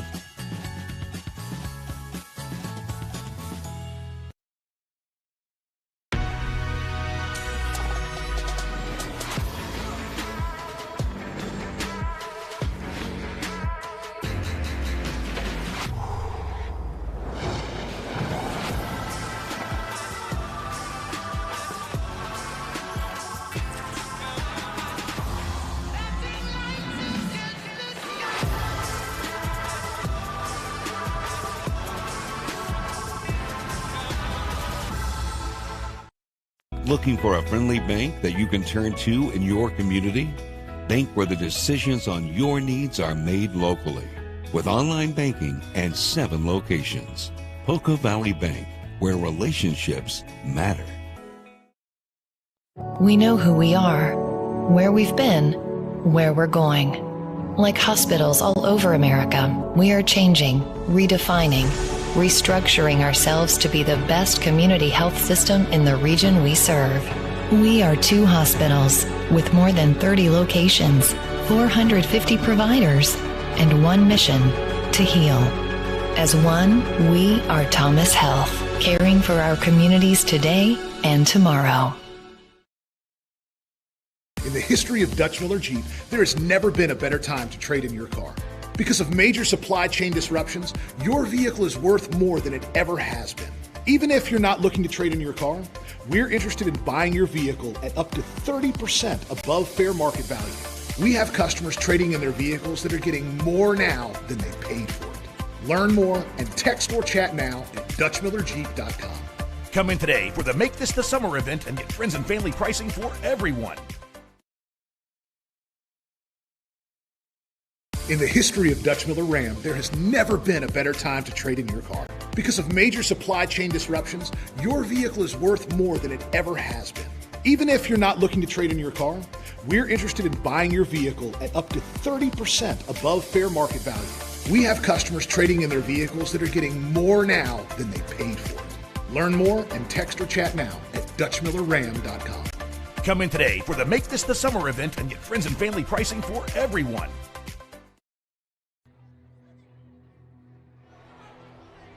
Hello and welcome back to Laidley Field at University of Charleston Stadium. Adam Rogers, Will Vance, happy to have you along with us here on High School Game Day, brought to you by HD Media on the RSN Sports Network.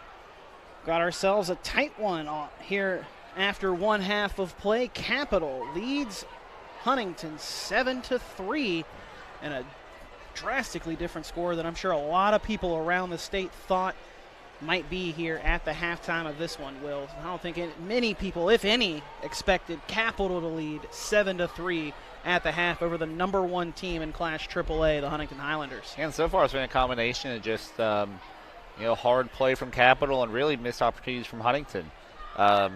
If you look at Huntington's side of things, Laco has really had some opportunities in this one, but has only completed 7 of his 15 passes for 79 yards so far, and there were several during that first half that wasn't really clear who was throwing to or overthrew somebody who was very open. So certainly an off half for Laco, and like we talked about, he's really the catalyst for their offense through the ground and in the air, and on the ground only had 21 yards.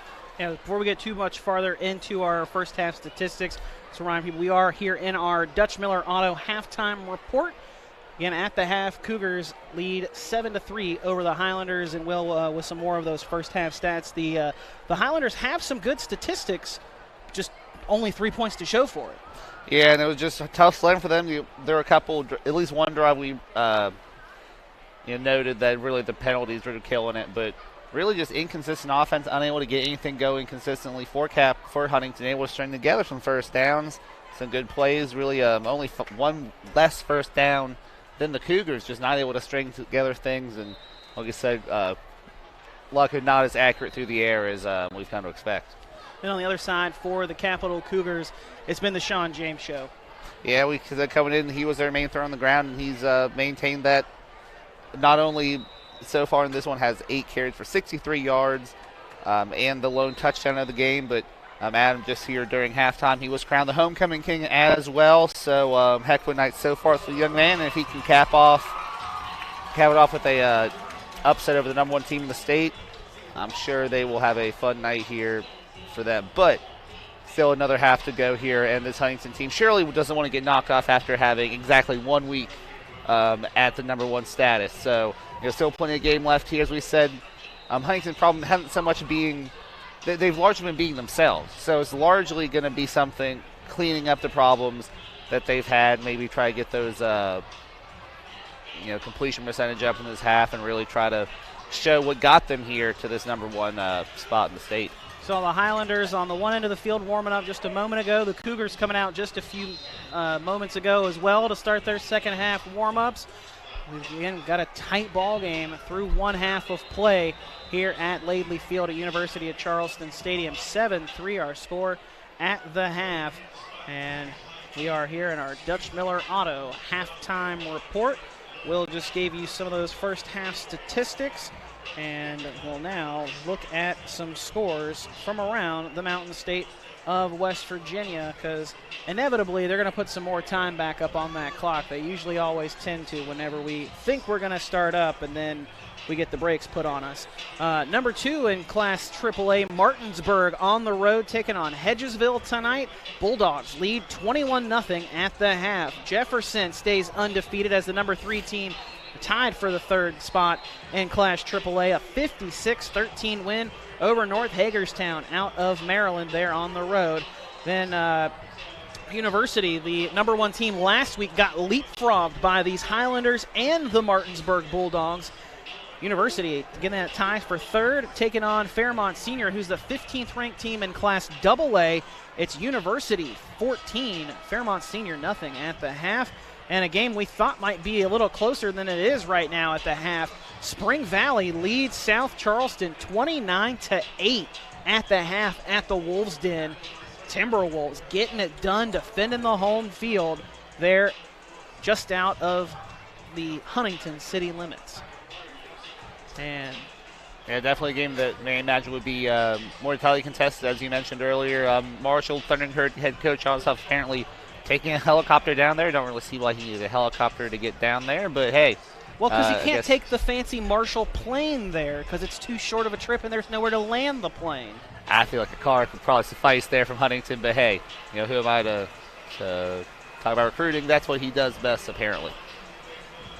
The Camel Midland Knights taking on the Parkersburg Big Red. Midland up 31-0 in that contest in the third quarter. And then just one other score of note in Class AAA. Hurricane and St. Albans scoreless in that contest.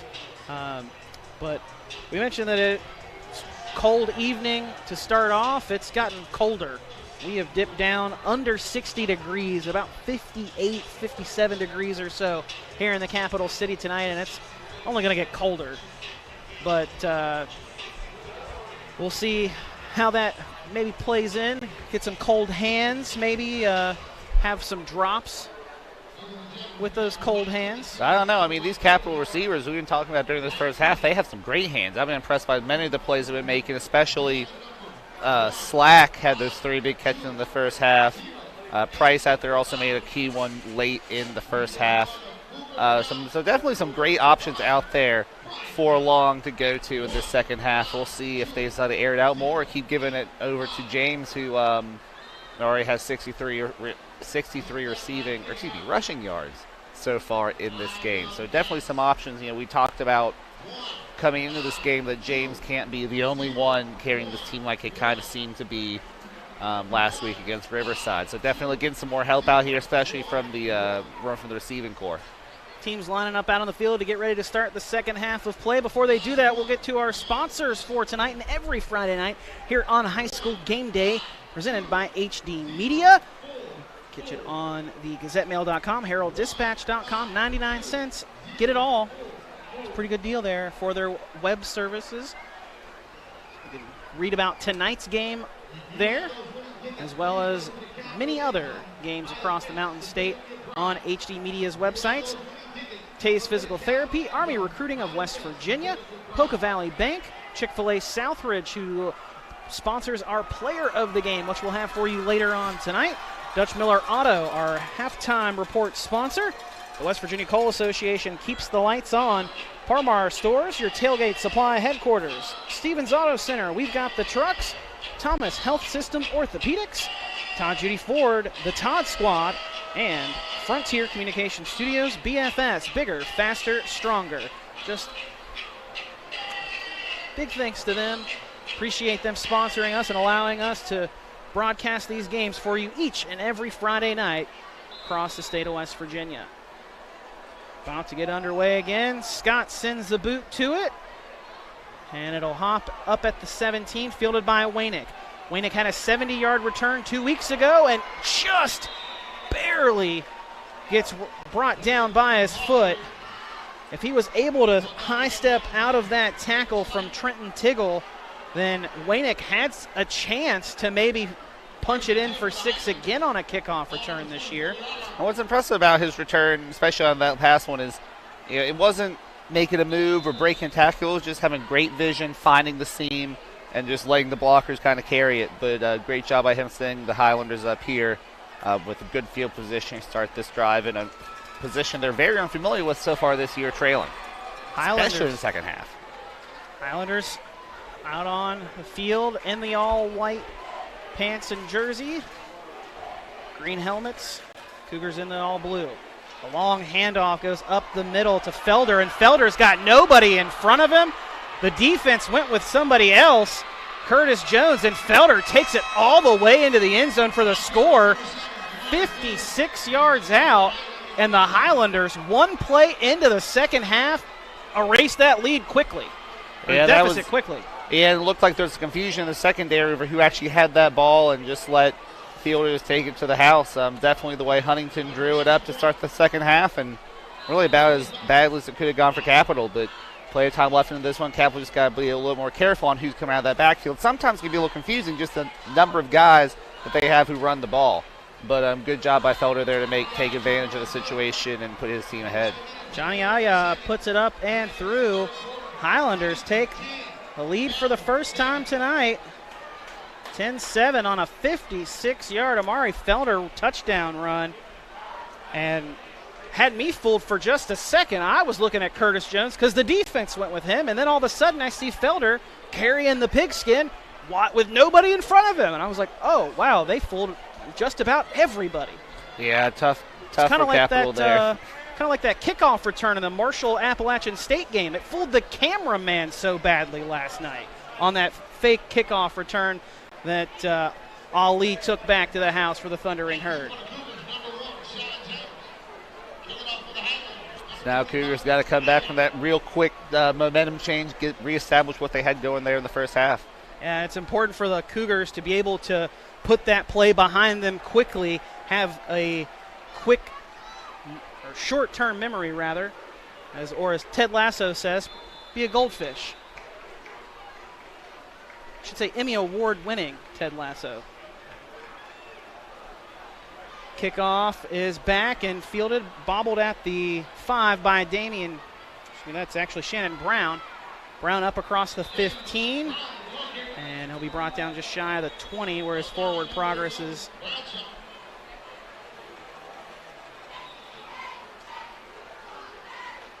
Well, now they're going to back it up to the 17.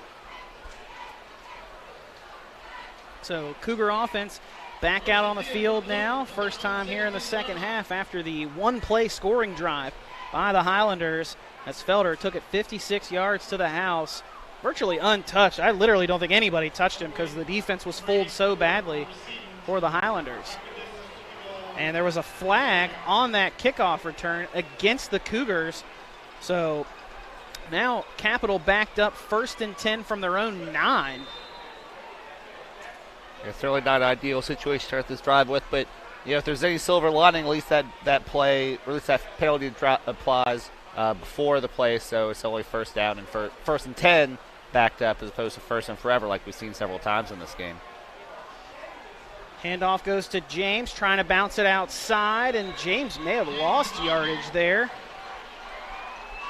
I believe he did. Backed up to about the 8, maybe the 7, depending on where they spot it. And they'll spot it at the 8, so yeah, a 1-yard loss there for the Cougars' homecoming king tonight, Sean James. Congratulations to him. Had a big first half, a big halftime with that homecoming king crown being placed on his head. He was joined by his homecoming queen, Kaylee Barker. So congratulations to the two of them. As handoff goes to James, breaking it off the left side. James with a burst of speed to get around the edge. Will get brought down just shy of the 15. They'll bring him down at the 14, so give him 6 on that run. Bring up 3rd down and 5. Playbook a little more open here for the Cougars on 3rd and 5. If James hadn't been able to pick up that burst of speed and get to the outside and cut the corner. Even a much longer 3rd down attempt. But on 3rd and 5, Long lines up in the shotgun, takes the snap, throws to James out of the backfield. James has the 1st down and then some, and James is cut down at around the 25-yard line. Nice pitch and catch there from Long to James. 1st and 10 for the Cougars from their own 26 now, a 12-yard pickup.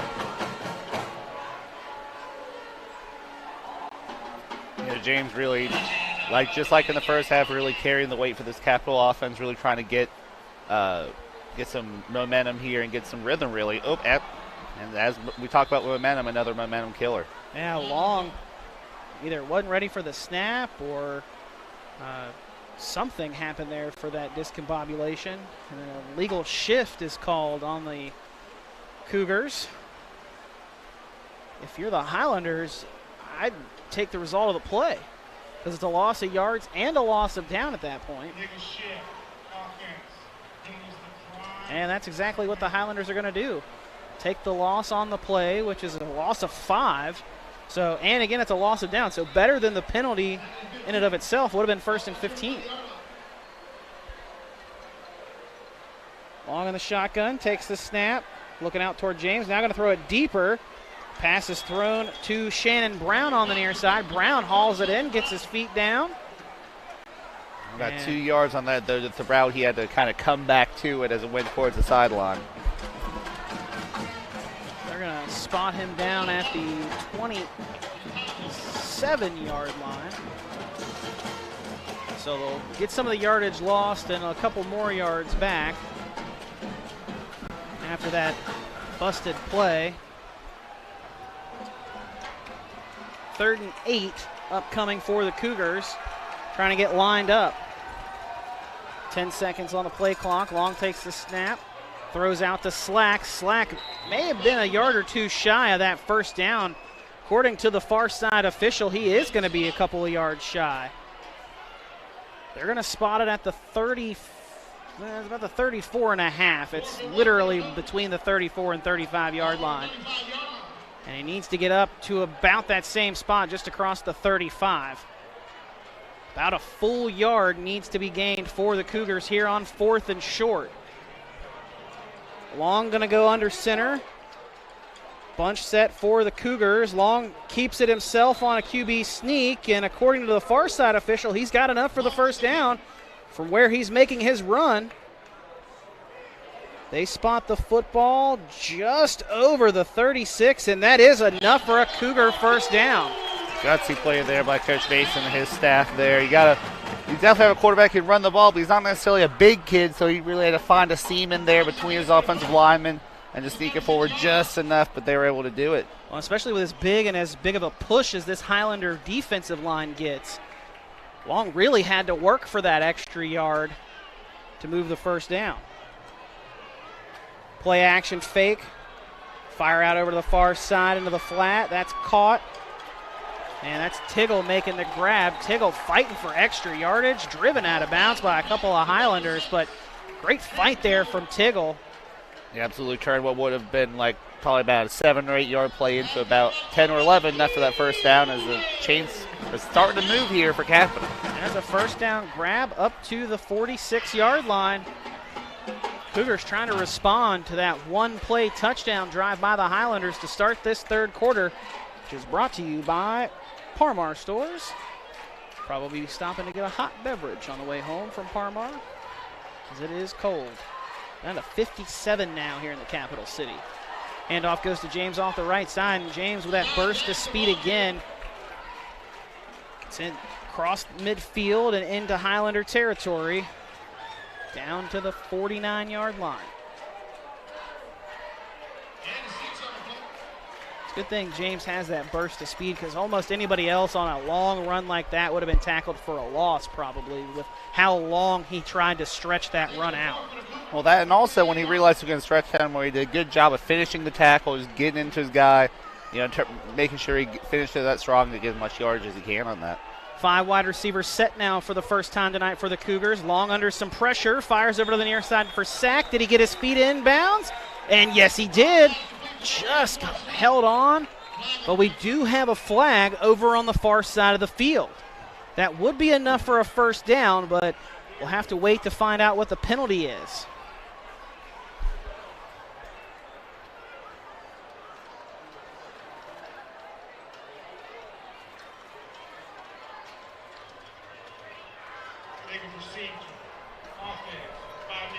These untimely penalties really hurt both sides.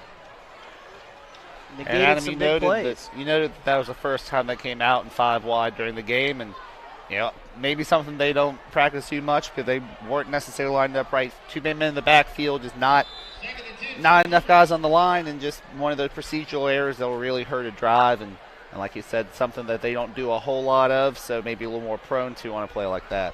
Just under 8 minutes to go on a stopped clock here in our Parmar Stores third quarter. 10-7, Highlanders with the lead. Cougars near midfield. Fire out looking for sack on the far sideline is Long, and he overthrows his intended target. Incompletion will bring up 3rd and 9 for the Cougar offense. As Long looks over to the sideline for the play call here on this 3rd and long.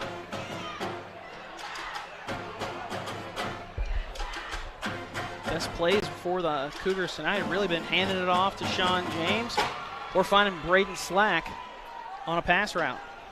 They may not necessarily need the first here, just make it easier to go for it on 4th. They already did it once on this drive and about 3 times so far in this game. Long under some heavy pressure. A flag comes, and Long is thrown to the ground by Curtis Jones. Jones comes up with the sack, but we do have 2 flags that flew in. One of those is more than likely a hold on the Cougars.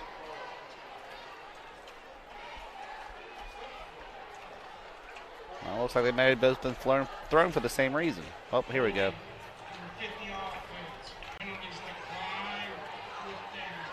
Okay, so yeah, flags for the same foul. But they are going to decline it because, again, you take the sack and it brings up 4th down and long. And out comes Braden Scott to punt it away for the Cougars. Scott's been a bit spotty here. Let's see how he gets his foot on this one. Standing at his own 20-yard line. A high snap, able to pull it down and just gets it off in time. It's not a great kick, but it takes a Cougar bounce from midfield all the way down to the 41-yard line. Boy, it struck both quarterbacks. Now it struck one of the kickers with those high snaps. 7:30 to go here in the third quarter. Highlanders with the lead and the football. We'll step aside for a short break and be right back after this. What started as the Parmar Oil Company in 1967 has grown into 116 convenience stores in 4 states. Parmar convenience stores offer monthly product specials and grab-and-go items. Located just down the street from where you live, Parmar stores are all about being your above-par convenience store. If you don't have a Parmar store near you now, you will soon. Parmar Convenience Stores, neighbors serving your community and making life a little bit easier every day. Back here at Lately Field, Curtis Jones takes the handoff on 1st and 10. He's got a first down and he's into Cougar territory. So not a one-play, one-score drive for the Highlanders this time, but a first down on that opening handoff. So he gets down to the Cougar 45-yard line. Waco keeps it himself on an option. He's bottled up initially, but then able to fight for positive yardage. Gets down to the 41, pick up a 4. A good job there of escaping from that pressure and able to turn it into a positive play. Gavin Waco, the junior quarterback for the Highlanders. Team's leading rusher on the year, coming in with 378 yards on the ground to go with his 620 yards through the air. Waco drops back to pass, 2nd and long, thrown out to the near side. That's caught by Harrell. Harrell at the 30 makes a man miss. Can't get past the 2nd man, but Harrell's got the first down. Down to the 28-yard line. That's fourth catch by Harrell so far in this one. Third catch. Really doing a good job of being there when this offense needs to make a big play. Another big chunk there, setting this offense up, nearing the red zone. Pick up 13. 1st and 10 upcoming from the 28.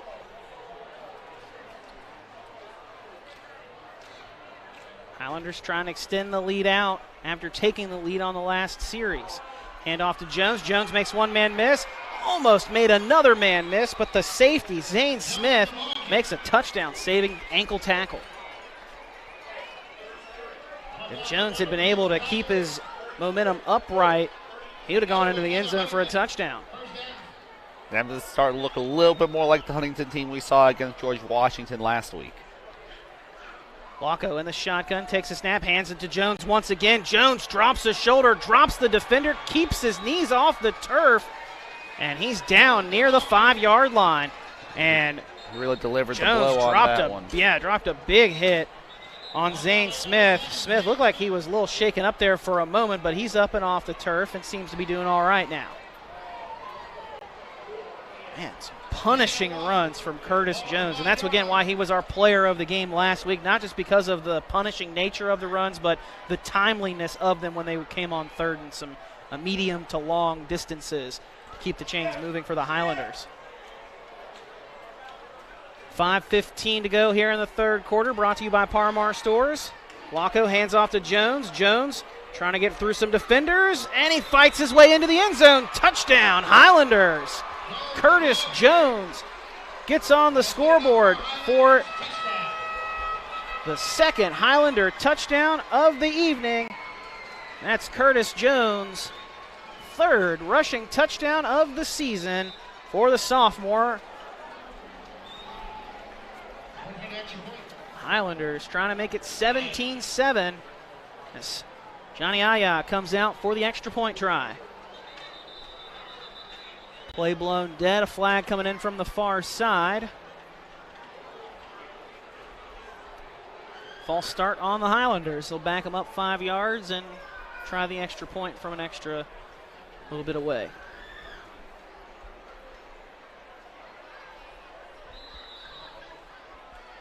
Adam, there's really nothing special about that run. Just a case of talented running back getting the ball and an offensive line needing a good push for him.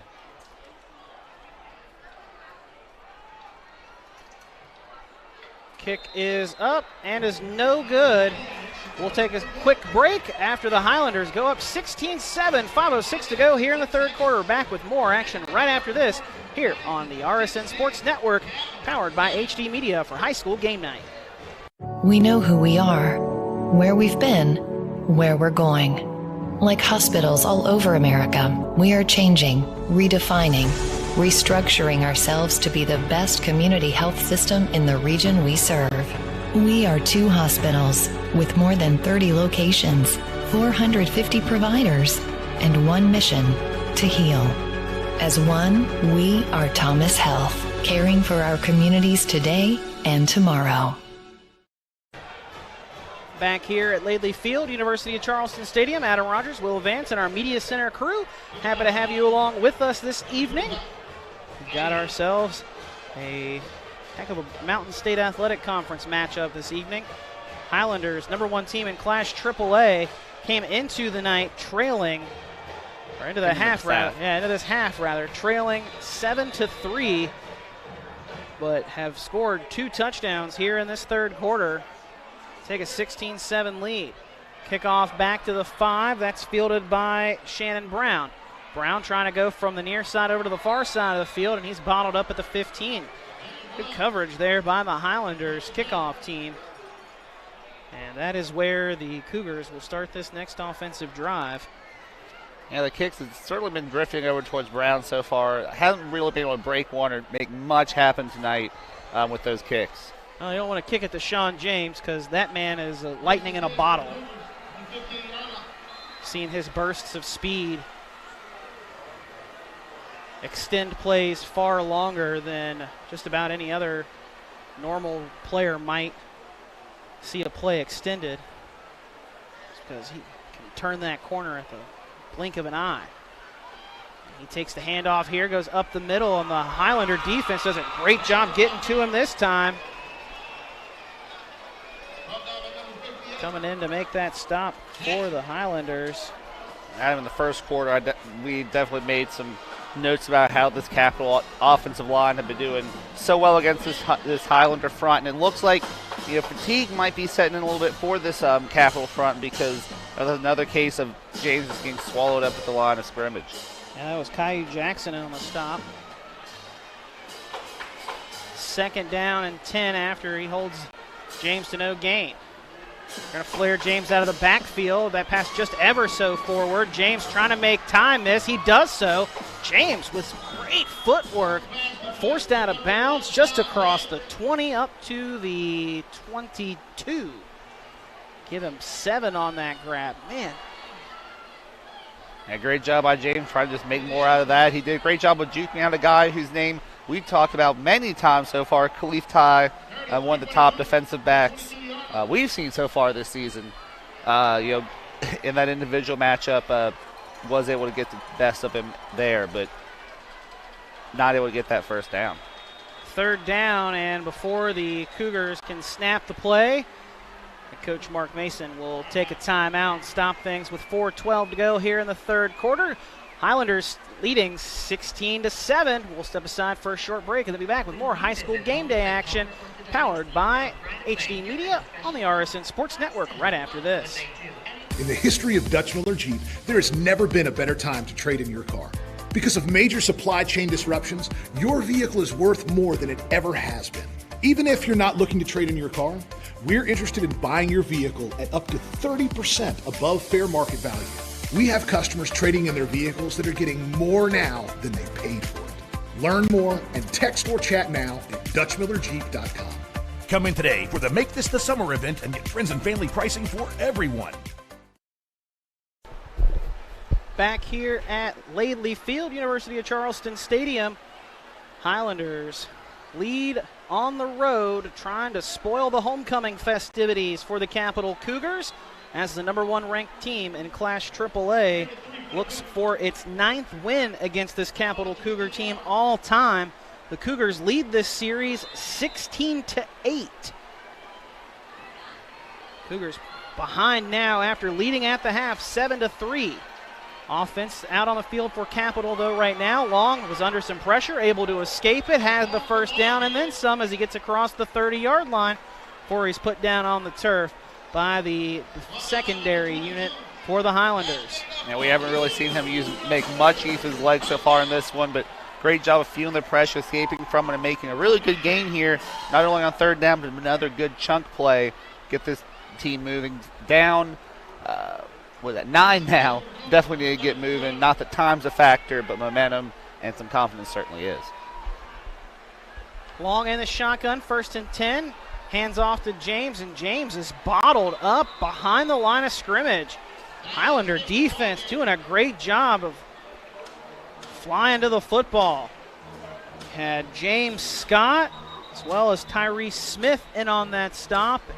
And the injured player on the field for the Highlanders who helped make that tackle, Jordan Price, a big part of this defensive unit for the Highlanders, had a safety to start the second half last week against the Patriots, making a tackle on Abe Fenwick in the end zone there to start that second half last week against GW up on the hill. Helps lead that linebacking core for the Highlander defense. The linebacking core has really improved throughout this game. Really locked down. I remember the first couple carries from James seemed like he was averaging 8, 9, 10 yards a carry. Now in the second half, he hasn't been able to really break those runs like he was in the first. Part of that fatigue, part of that just being this Huntington defense really stepping up and rushing to the ball, much like we saw again in the GW game last week. So Price able to get off the field under his own power. Great to see him able to walk that off. Both teams back out on the field. Cougars facing 2nd and 11 now with just over 3 minutes to go in this 3rd quarter, brought to you by Parmar Stores. Long takes the shotgun snap, drops back to pass, and overthrows his intended target and was just enough forward to go incomplete as they were looking for DeMarcus Daniels. Daniels didn't have really a shot at getting to that one, just a little bit overthrown there. Really a tougher throw than it really seems like out to the flat. It seems like a routine thing, but it's just as difficult as a throw the same distance in another direction. 3rd and 11 now after that incompletion. Cougar offense trying to move the sticks. Cougars under some heavy pressure with that blitz from Huntington, but pass complete out to James. James forced out of bounds by a couple of Highlanders on the near side. It was David Bradshaw helping make the stop. And James now down on the turf on the near sideline after making that catch. He was well shy of the first down. Still needed to pick up another 4 yards, but this could be a really big blow to the Cougars offensively if Sean James is going to be out for any extended period of time. So they're going to see to him now, and while the medical staff sees to him, we'll step aside for a break here with 3:04 to go in the 3rd quarter. Huntington Highlanders, the #1 team in Class AAA, on the road trying to spoil the homecoming festivities for the Capital Cougars, and the Highlanders lead 16-7. We'll step aside for that break and be right back with more 3rd quarter action right after this. We know who we are, where we've been, where we're going. Like hospitals all over America, we are changing, redefining, restructuring ourselves to be the best community health system in the region we serve. We are 2 hospitals with more than 30 locations, 450 providers, and 1 mission: to heal. As one, we are Thomas Health, caring for our communities today and tomorrow. You can see on your screen there the Capital training staff working with Sean James, the homecoming king tonight. #1 for the Capital Cougars, injured what appeared to be his ankle possibly on that last catch when he got taken down out of bounds. Again, that could be a big blow because he has been leading the charge for this Cougar offense tonight. 4th and medium, a high snap back to the punter Scott, able to pull it down. A nice high spiraling kick fielded by Wainick, and Wainick is immediately met by the Cougars. Just able to hang on to that football as he got sandwiched between a couple of guys.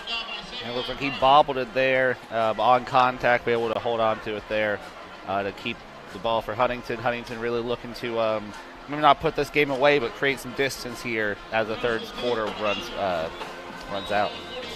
Under 3 to go here in this 3rd quarter. Got ourselves a 2-score ball game. And Highlanders have put 13 up on the board here in this quarter after trailing 7-3 going into the locker rooms.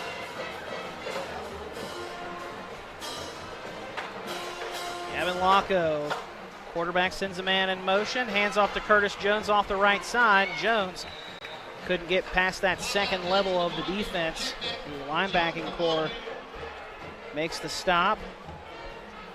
That was Zayshawn Davis making the stop, holding him to just 4-yard gain.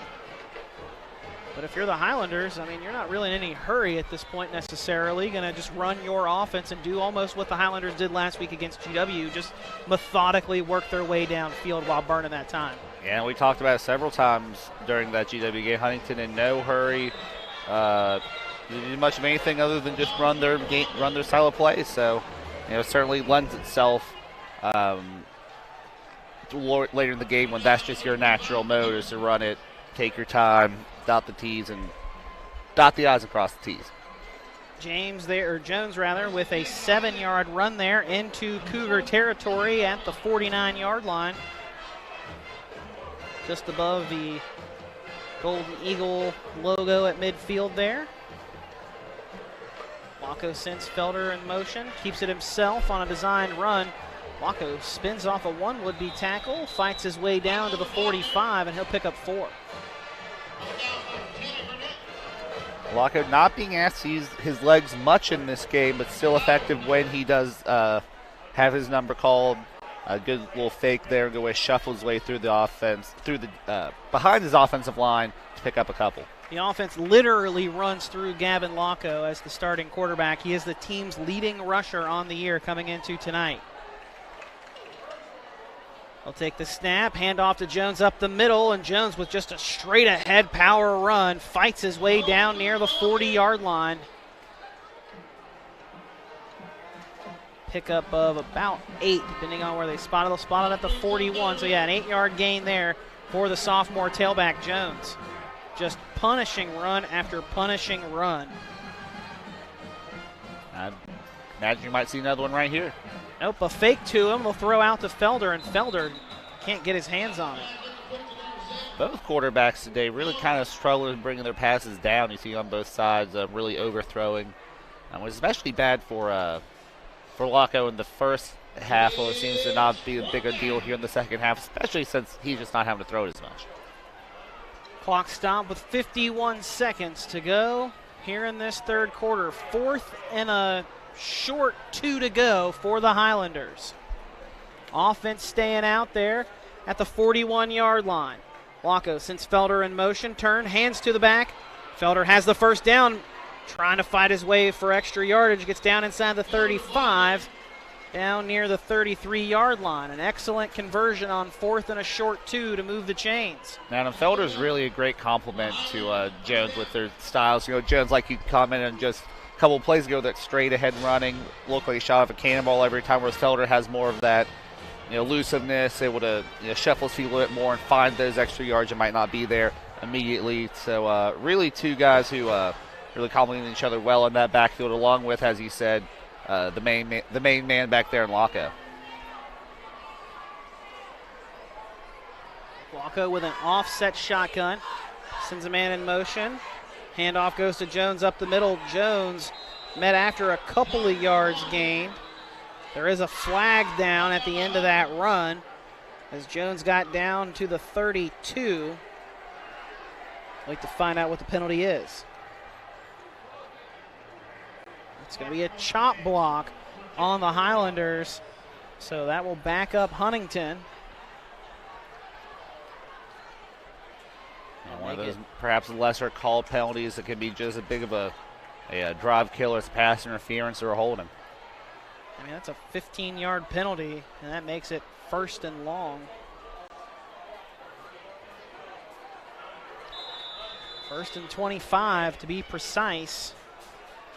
And looks like they'll just let the quarter run. Yeah, the Highlanders shouldn't have to run another play. They're going to just stay huddled up there. Well, now they break the huddle, but again, they're not going to get a play off. So the third quarter comes to an end. Highlanders score twice in the quarter to take the lead, 16-7. We'll get a fresh 12 thrown up on the scoreboard, and then we'll come back for the fourth quarter between Huntington and Capital right after this here on High School Game Day, presented by HD Media on the RSN Sports Network. In the history of Dutch Miller Subaru, there has never been a better time to trade in your car. Because of major supply chain disruptions, your vehicle is worth more than it ever has been. Even if you're not looking to trade in your car, we're interested in buying your vehicle at up to 30% above fair market value.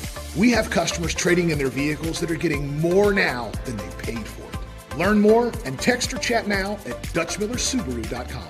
Ask about 0% financing on select models and get friends and family pricing for everyone.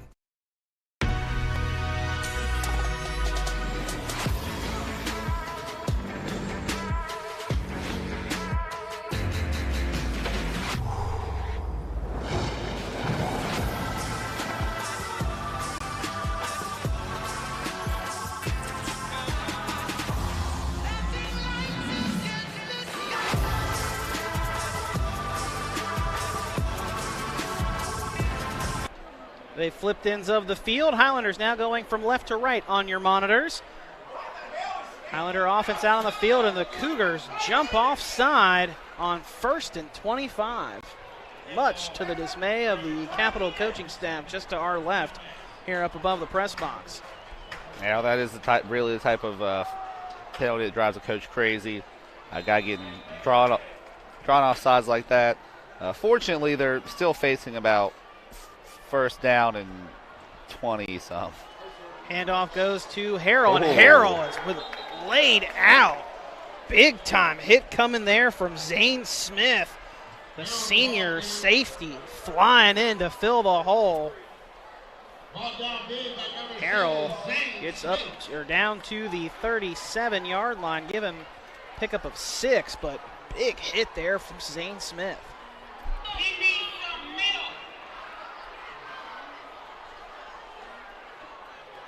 Second and long now for the Highlander offense. Locko in the shotgun. Rather the power pistol. Handoff goes to Jones, and Jones met pretty quickly. Bringing him down there, Carson Stanley.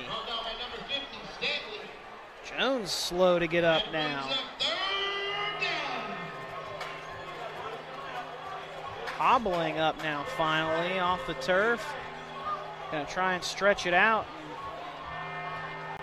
He's gonna slowly make his way over. Now he's gonna just go down on the field. I didn't think he was gonna make his way over there with as slow as it took him to get up the first time. So Curtis Jones gonna sit on the turf and let the training staff come to him, and it looks like he's grabbing at his left leg. So they'll work on that, and we'll step aside for a quick break.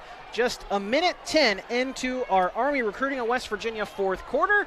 We've got an injury on the field. We'll step aside for a short break. Highlanders lead 16-7. We'll be back with more right after this. What started as the Parmar Oil Company in 1967 has grown into 116 convenience stores in 4 states. Parmar convenience stores offer monthly product specials and grab-and-go items.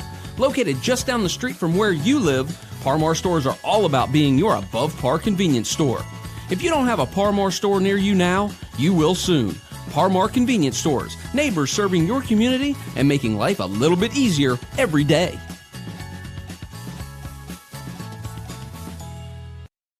Looking for a friendly bank that you can turn to in your community? Bank where the decisions on your needs are made locally. With online banking and 7 locations. Poca Valley Bank, where relationships matter. Back here at Laidley Field, University of Charleston Stadium. Curtis Jones walking off the field under his own power. Great to see him being able to walk off there. Maybe been just a bit of a stinger. Could be playing into a bit of the cold air out here. Makes those hit just a little bit stiffer. 55 degrees now our temperature here in the capital city. Gavin Locko in the shotgun, 3rd and long, upcoming for the Highlanders. He'll take the snap, drops back to pass, looking left, throwing left, looking deep down the far side, and that's broken up. Pass tipped away by DeMarcus Daniels, the junior cornerback, as he was looking for Harrell on the far side. We do have some laundry on the near side of the field, though. Wait to find out what this is. It's in the area of a hold. And barring the result of this penalty, another great job at Capital defensive back breaking up a pass down the field. Daniels almost could have come up with an interception there, too. And the official was looking over to Mark Mason. It was an illegal man downfield on the Highlanders. They're going to decline that penalty, take the result of the play, and that'll bring up 4th down. And I think it was Bryce Dennison who maybe got a little bit too upfield as he was pushing his man back. That's a left or right guard for Huntington. Got a little overzealous on his blocking and cost him a little bit, but just one of those plays you got to be careful when how far you're pushing your guy, especially if you're having a good block. It kind of feels like you should keep pushing him, but not always the case. So 4th and 13, Highlander offense going to stay out there and go for it. Ball at the Cougar 36-yard line. Locko takes the snap, drops back to pass, looking toward the end zone again on the same play. Waynick is there. Does he bring it in with one hand? Yes, he does. Wow, what a play there. What a catch from Noah Waynick. Hauls it in with his right hand, one-handed, and pins it to his body. What a catch on 4th and 13. Sets the Highlanders up, 1st and goal from the 4. A 32-yard pass on 4th down converts the chains for the Highlanders. Yeah, I'm just going right back to a play that they saw it didn't work the first time, but they thought they could get it the second time, and set them up very nicely here to go ahead and make this a 3-score game. Very well might be a candidate for our play of the game right there.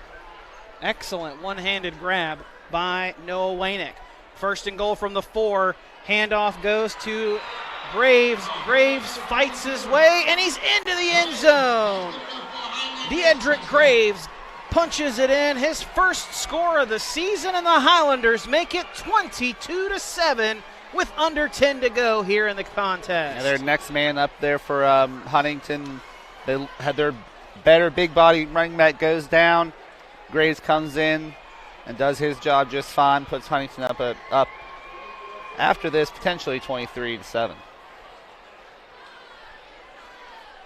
Scout Arthur to hold. Johnny Aya out for the extra point. It is up, and it is good.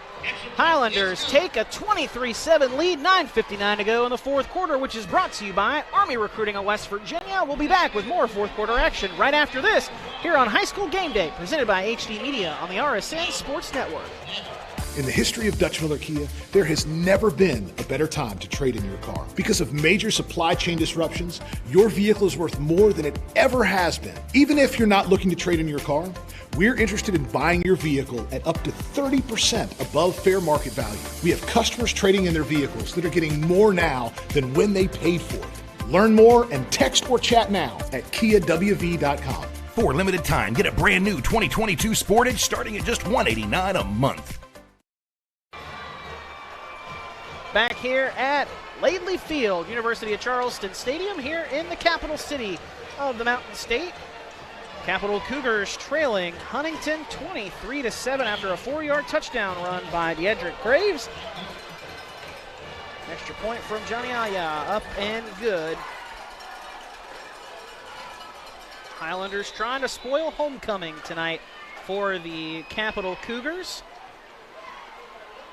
And first it was the Cougars doing well, up 7-3 at the half, but it's been all Huntington in this second half as the kickoff is returned up across the 25-yard line by Shannon Brown.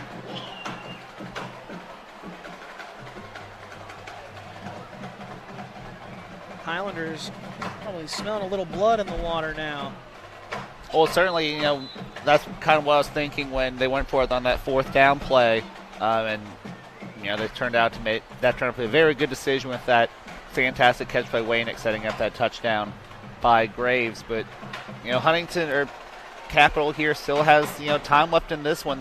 We've seen some explosive plays from their wide receivers in this one, especially looking at Slack. So we'll see, if they have a couple more of those plays in them.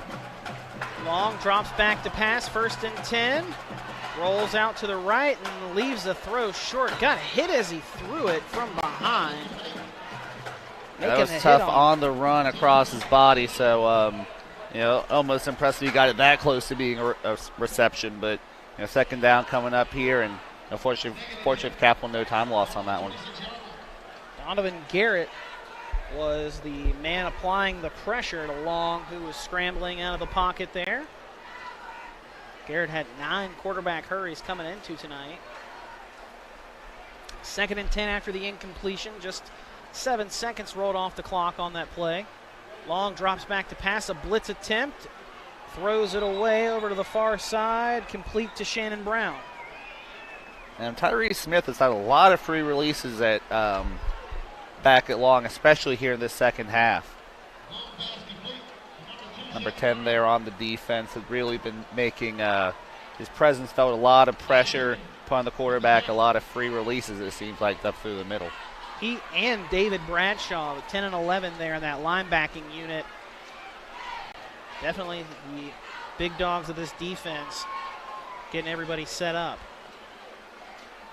Long takes the snap on 3rd down, completes it across the middle, and that's out to Tiggle. Tiggle up to the 45. We'll have a 1st down grab and then some. Tiggle doing a good job of settling down in the zone and give his quarterback a nice big target to find. So 1st and 10 for the Cougars from their own 45-yard line. Clock getting to be the enemy of Capital. Just over 9 minutes to go, down by 16. Need 2 touchdowns, 2 extra two-point conversions to tie the game up Throw across the middle, and it's just a bit behind Slack. He got his hands on it, but had to turn back around to try and make that catch. And for a guy who's made so many great catches in this one, it's kind of odd to see him not be able to hold that one in, but like you said, right behind him, try to make the adjustment, just slipped through his fingers. Brings up 2nd and 10 after the incompletion.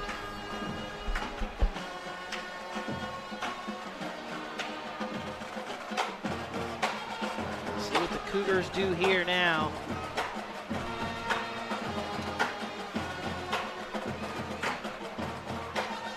Long drops back to pass, throwing down the near side, trying to find Slack, and that one's overthrown. He was in coverage with Scout Arthur. Actually had 2 men there, had a guy over top and a guy underneath him. Guy underneath was Zaza Jackson. And that incompletion brings up 3rd down. Back out. Critical couple downs here, whether they can convert on this 3rd or have to go for it on 4th. As we've said, Huntington can eat up a lot of time, and with now about 9 minutes left, this might be a make or break.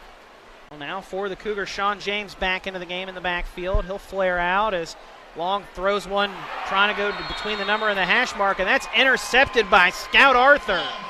Timed the jump perfectly, read the eyes of Long the entire way, looking for Braden Slack between the numbers and the hash mark, and Scout Arthur makes the pick.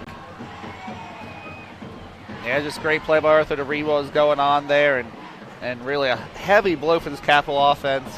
Capital Cougars overall, now 8:57 left in this game, and like we've said several times over the past 2 weeks, Adam, Huntington is in no hurry when they get into this situation. Have a talented stable of running backs, especially if they can get Jones back. We saw him a little banged up. Don't know if they want to put him back in this situation, especially after Graves was able to punch it in his absence. Question still remains, though, is can the Highlanders finish this game off? Allowed the Patriots to score 14 points late in the 4th quarter last week. Handoff goes to Graves. Graves breaks a tackle just across the 45. Drugged down from behind inside the opposite 45.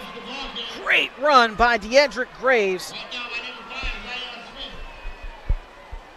I think Deedrick Graves by himself is not going to let this Huntington squad let up. A guy who was getting an opportunity here, only had coming into this game 40 yards rushing, already has well over that after that run. Picked up 24 on that run, gets his number called again from the 41, brought down at the 36, give him 5. Yeah, they've just swapped power back bodies basically. Jones and Graves, and now Graves gonna get checked out as Jones comes in to replace him. Good to see Jones is back out on the field, and that was just maybe a stinger he was dealing with a little bit ago. Just over 8 minutes to go here in our 4th quarter, brought to you by Army Recruiting of West Virginia. Highlanders with the lead by 16. Flare out to the far side. That pass is caught by Harrell, and that's a 1st down grab inside the 30 down to the 28-yard line.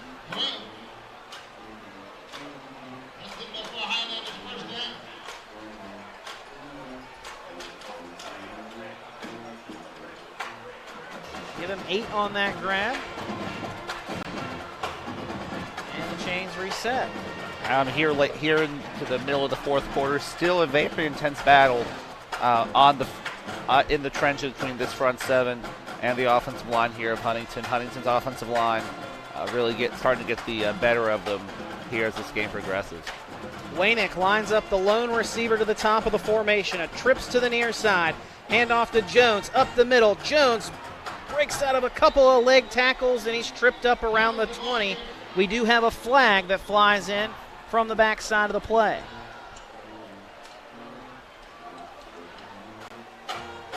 Kind of an odd area for that flag to come from. Let's see what this one looks like. It's against Huntington, excuse me. Now it's going to be a hold on the Highlanders.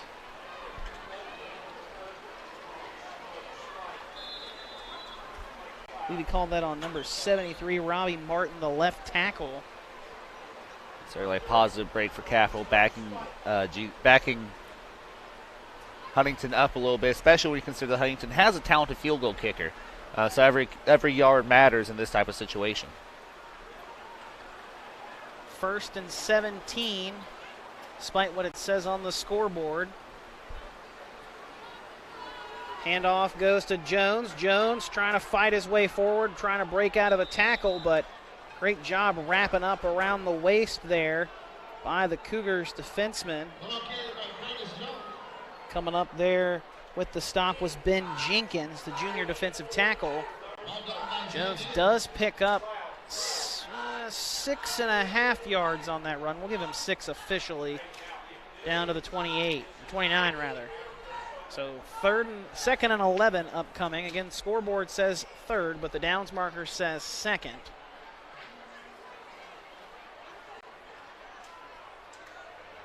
Certainly going to trust the man right next to the ref for the accurate one. You'd think that, but there was an issue with a college game not too long ago. Handoff goes to Zaza Jackson. Jackson stayed in bounds over on that far sideline, but brought down inside the 25. Now we're 23. We're seeing a little bit more of that stable Huntington running back. Jackson, a guy whose game we've really been calling on defense tonight, getting his share of this workload in the backfield. Now we've seen, I think, four running backs so far from Huntington making contributions here, really showcasing that depth and ability they've got. Highlanders taking their time. 3rd down and 5 to go. Getting to the line, setting up with 5 seconds on the play clock. Take the snap with 1 on the clock. Handoff, fake the handoff to Jones. Blanco going to keep it himself, trying to stretch it out to the outside, and he'll be stopped in the backfield. Really not sure what the Highlanders were trying to accomplish there. Yeah, Laco, we said it before, has not necessarily been his same self running the ball in this game as he has. We talked about, coming in this game, 3rd in the MSAC with his rushing, but not as effective in this one. Really, he's been trying to go to the outside, and there just hasn't been the space there for him. Highlander offense going to stay out there on 4th and 6. Laco in the shotgun. Drops back to pass, looking toward the end zone for Wainick. Wainick makes the grab and comes down with it in the end zone for the touchdown. Highlanders score again, this time from 25 yards out. Highlanders take the 29-7 lead. And if Wainick was able to take a major lead on his man there, just an easy pitch and catch once he was able to create that separation. Scout Arthur out for the extra point. Kick is up, and it is good. 30-7, Highlanders with the lead on the road. 4:22 to go here in the 4th quarter. We'll step aside for a break and then be back with more high school football action right after this here on High School Game Day, brought to you by HD Media on the RSN Sports Network.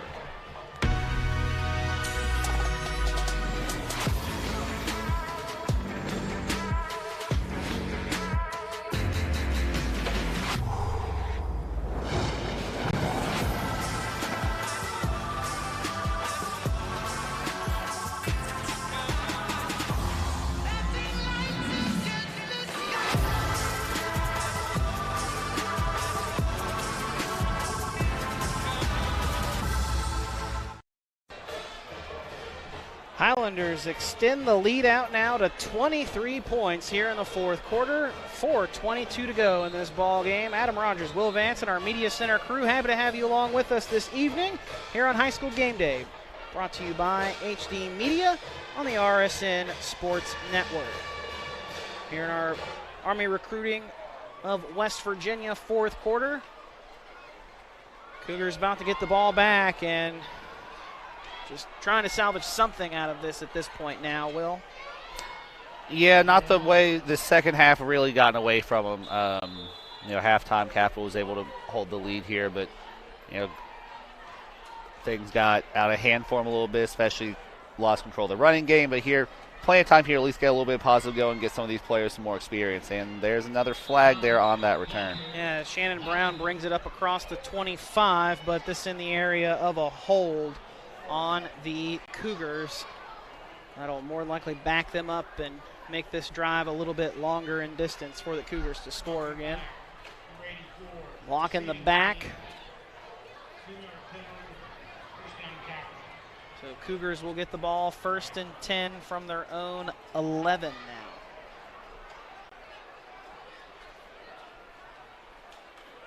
.4:15 to go. We're getting closer and closer to picking our Chick-fil-A player of the game. Well, you got a couple of players in mind, I'm sure, but we'll have one for our viewers tonight here in a little bit. And I know the Dew crew is proud of this Highlander team tonight, showing up and showing out over on that far sideline. As Scout Arthur makes the grab on 1st down. We'll have a 1st down grab. Excuse me, the Cougars make that grab. Scout Arthur was the man in coverage. Can't catch who that was that caught that. I believe it was Trenton Tiggle, but could be mistaken. 4:10 to go in the 4th quarter. 1st down for the Cougars. Throw out to the near side, trying to find Zion Smith, and Smith can't hang on to the ball.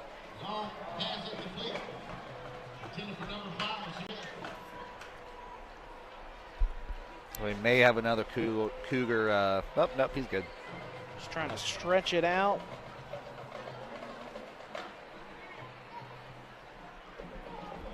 Just over 4 minutes to go here in the ball game.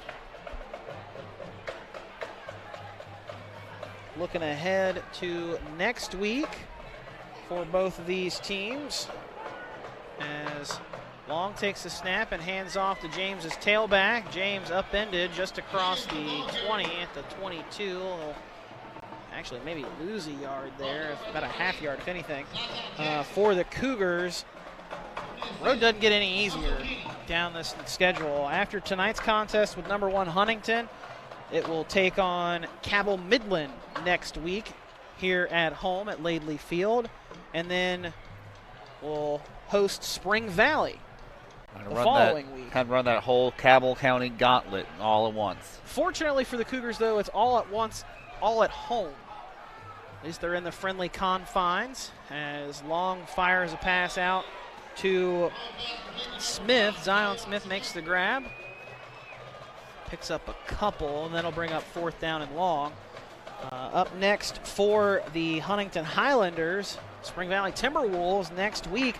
That'll be a big-time matchup up on Highlander Mountaintop. The Timberwolves and the Highlanders set to duke it out next Friday night at 7:30. But at least they have a little bit of an easier road going ahead with Woodrow and St. Albans after that. Both those schools, nothing to sneeze at, but certainly not the level of competition as Spring Valley. Especially after Spring Valley, and then you mentioned Woodrow Wilson and St. Albans in a challenge with the defending state champs at a Class AAA, the South Charleston Black Eagles, there in the second to last week of the season. Or rather in the week before their bye. And a timeout taken. Stop the clock, 2:46 to go. 4th down and long upcoming for the Capital Cougars. I'd be remiss if we didn't mention this in the broadcast tonight. A huge congratulations to former Capital Cougar and former Louisville Cardinal Dorian Etheridge. Made the Atlanta Falcons 53-man roster this year after getting signed as an undrafted free agent. Was one of their best defenders in their preseason games. Has been on the field for the Falcons, but I don't believe he has recorded a statistic yet other than making some snaps out there for the defense. So huge kudos and congratulations to Dorian Etheridge making that 53-man roster for the Falcons and being on their team this year. That's always exciting for the guys who he played with. Obviously they're not still on the team, but guys who maybe play with their son or play with their brothers or something. Seeing a guy that is in your exact situation make it to where you want to be. Wainick will field the punt on the bounce, get across midfield after eluding a couple of tacklers after he scooped it up off the bounce. And Huntington High will get the football back with 2:35 to go in the contest. And we'll have it in Capital territory at their 46-yard line. So, again, a couple of our sponsors. Fantastic to work with these companies. Proud to have them sponsor our broadcasts this year. Frontier Communications Studios, BFS, Bigger, Faster, Stronger. The Todd Squad at Todd Judy Ford. Thomas Health System Orthopedics. Stevens Auto Center, we've got the trucks. Parmar Stores, your tailgate supply headquarters. West Virginia Coal Association, keep the lights on. As a fumble there by Graves. The Highlanders fortunate to jump back on top of it, though. Adam, there's some of what Coach Steele was talking about. That's again, it's a guy we talk about, Graves, who has not seen a whole lot of carries so far this season, so maybe a little more understandable than if it was someone like Jones. But another example of a fourth quarter, just a little mental error from his team, and that's something that he talked about that his team struggled with last week against George Washington. Now this week, another. Maybe not quite as bad, but still showing a little those mental errors that can hurt a team. Maybe not in this game, but in future games. Under 2 to go here in the fourth quarter. Brought to you by Army Recruiting of West Virginia. Again, one of our many great sponsors. Laco under some heavy pressure, rolling out to the near side, throwing, and that pass is incomplete. Just trying to find Marcus Dean. That'll bring up third down. At this rate, the Cougars may see another possession out of this game.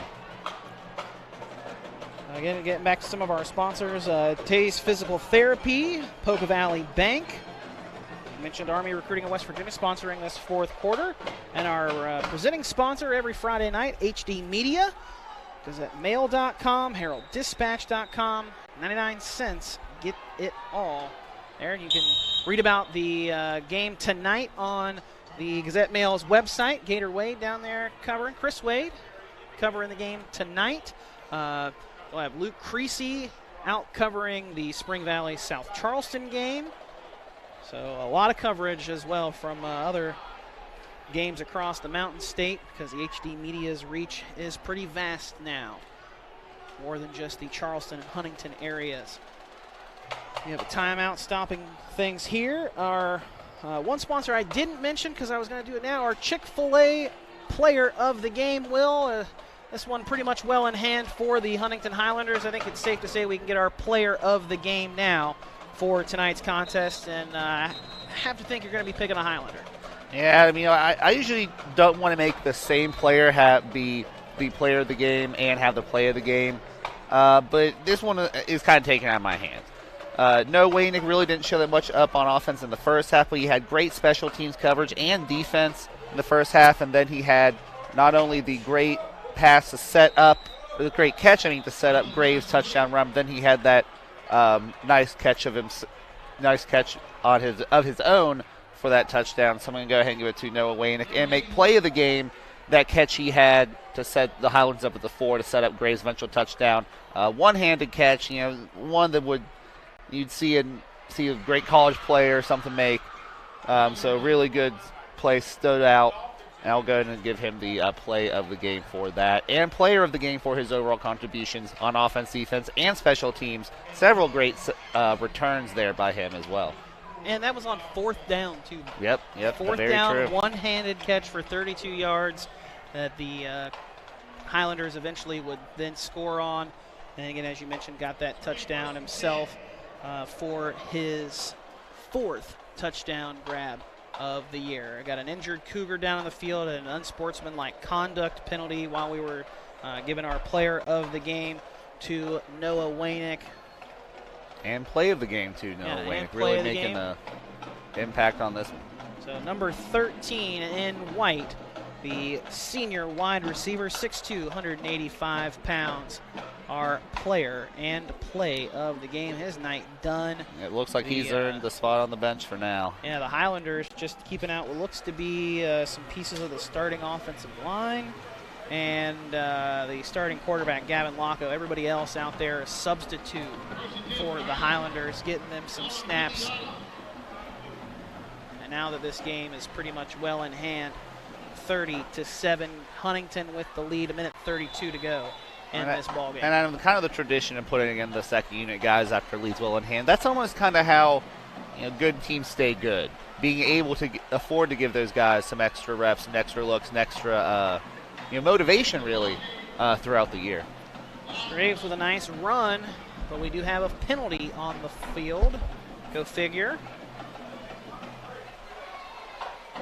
And in the area of a hold maybe, or a block in the back. Gonna let the officials discuss things. Just day 2 of some great football action in the Mountain State. Well, yesterday's action wasn't in the Mountain State, but had Marshall traveling to Appalachian State for a tight contest there. Herd fallen 31-30, unfortunately, to the Appalachian State Mountaineers. And we got high school football going on across West Virginia today, including our game here between number 1 Huntington and Capital. And then again, the Mountaineers kick off tomorrow, 7:30 from Norman, Oklahoma, against the Oklahoma Sooners. ABC primetime game of the week.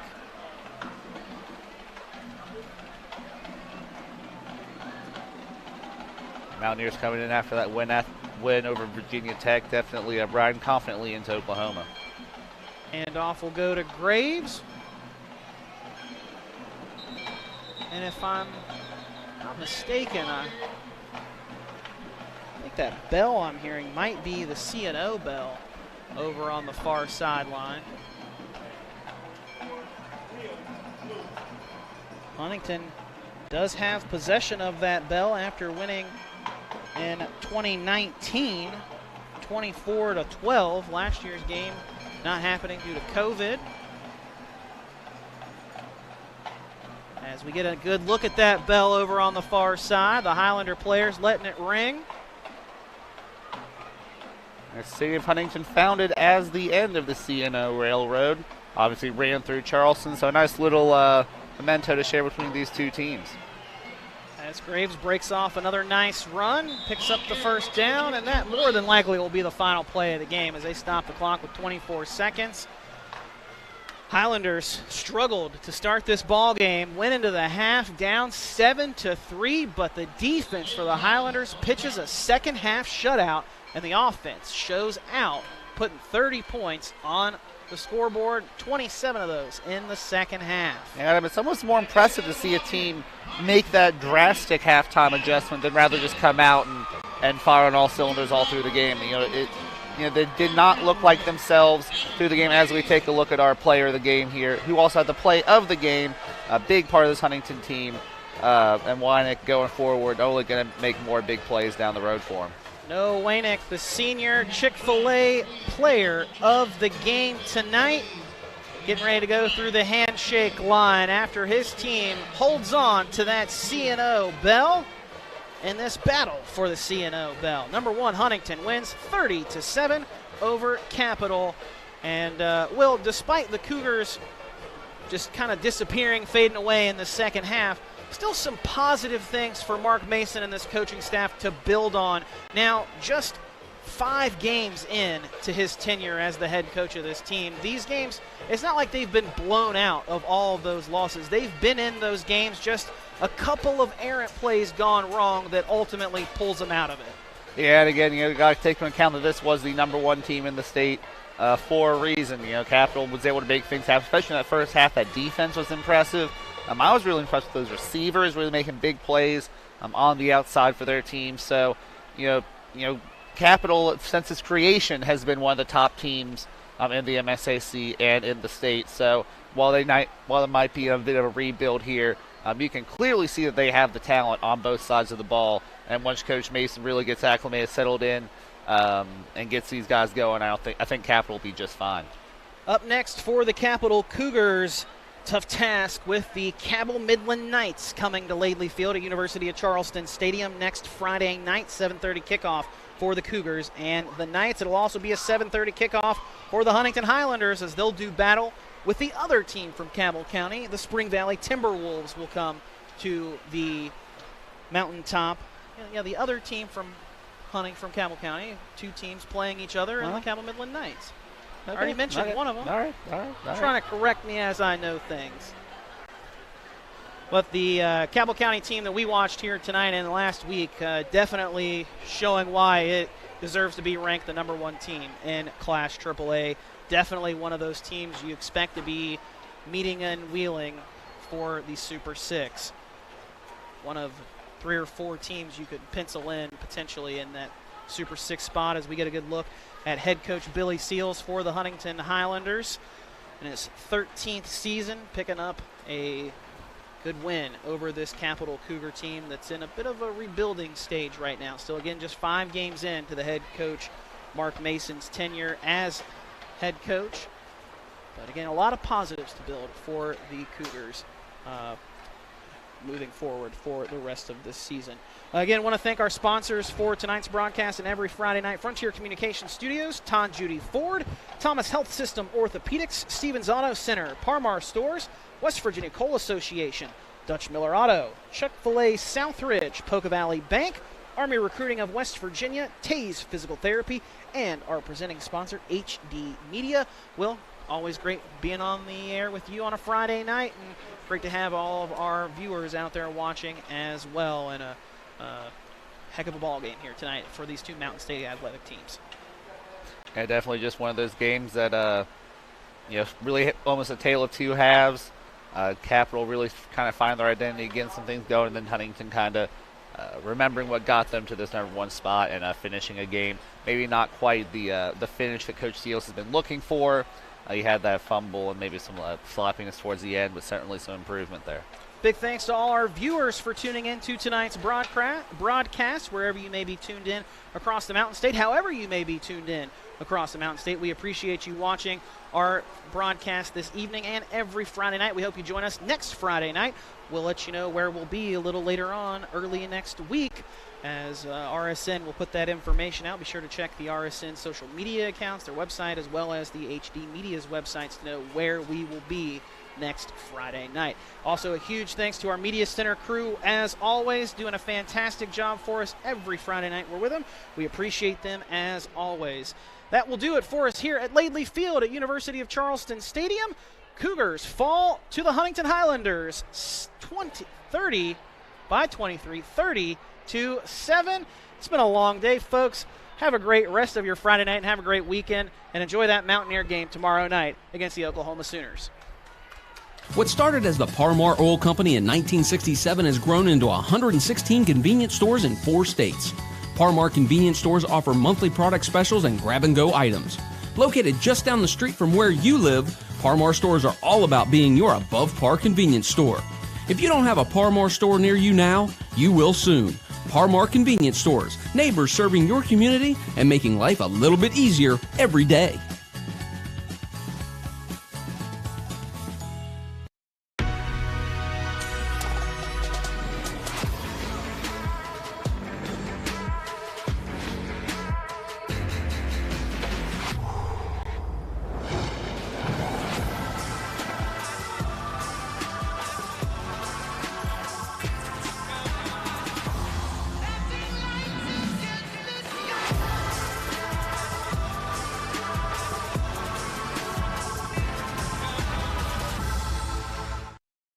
Looking for a friendly bank that you can turn to in your community? Bank where the decisions on your needs are made locally. With online banking and 7 locations. Poca Valley Bank, where relationships matter. We know who we are, where we've been, where we're going. Like hospitals all over America, we are changing, redefining, restructuring ourselves to be the best community health system in the region we serve. We are 2 hospitals with more than 30 locations, 450 providers, and 1 mission: to heal. As one, we are Thomas Health, caring for our communities today and tomorrow. In the history of Dutch Miller Subaru, there has never been a better time to trade in your car. Because of major supply chain disruptions, your vehicle is worth more than it ever has been. Even if you're not looking to trade in your car, we're interested in buying your vehicle at up to 30% above fair market value. We have customers trading in their vehicles that are getting more now than they paid for it. Learn more and text or chat now at DutchMillerSubaru.com. Ask about 0% financing on select models and get friends and family pricing for everyone.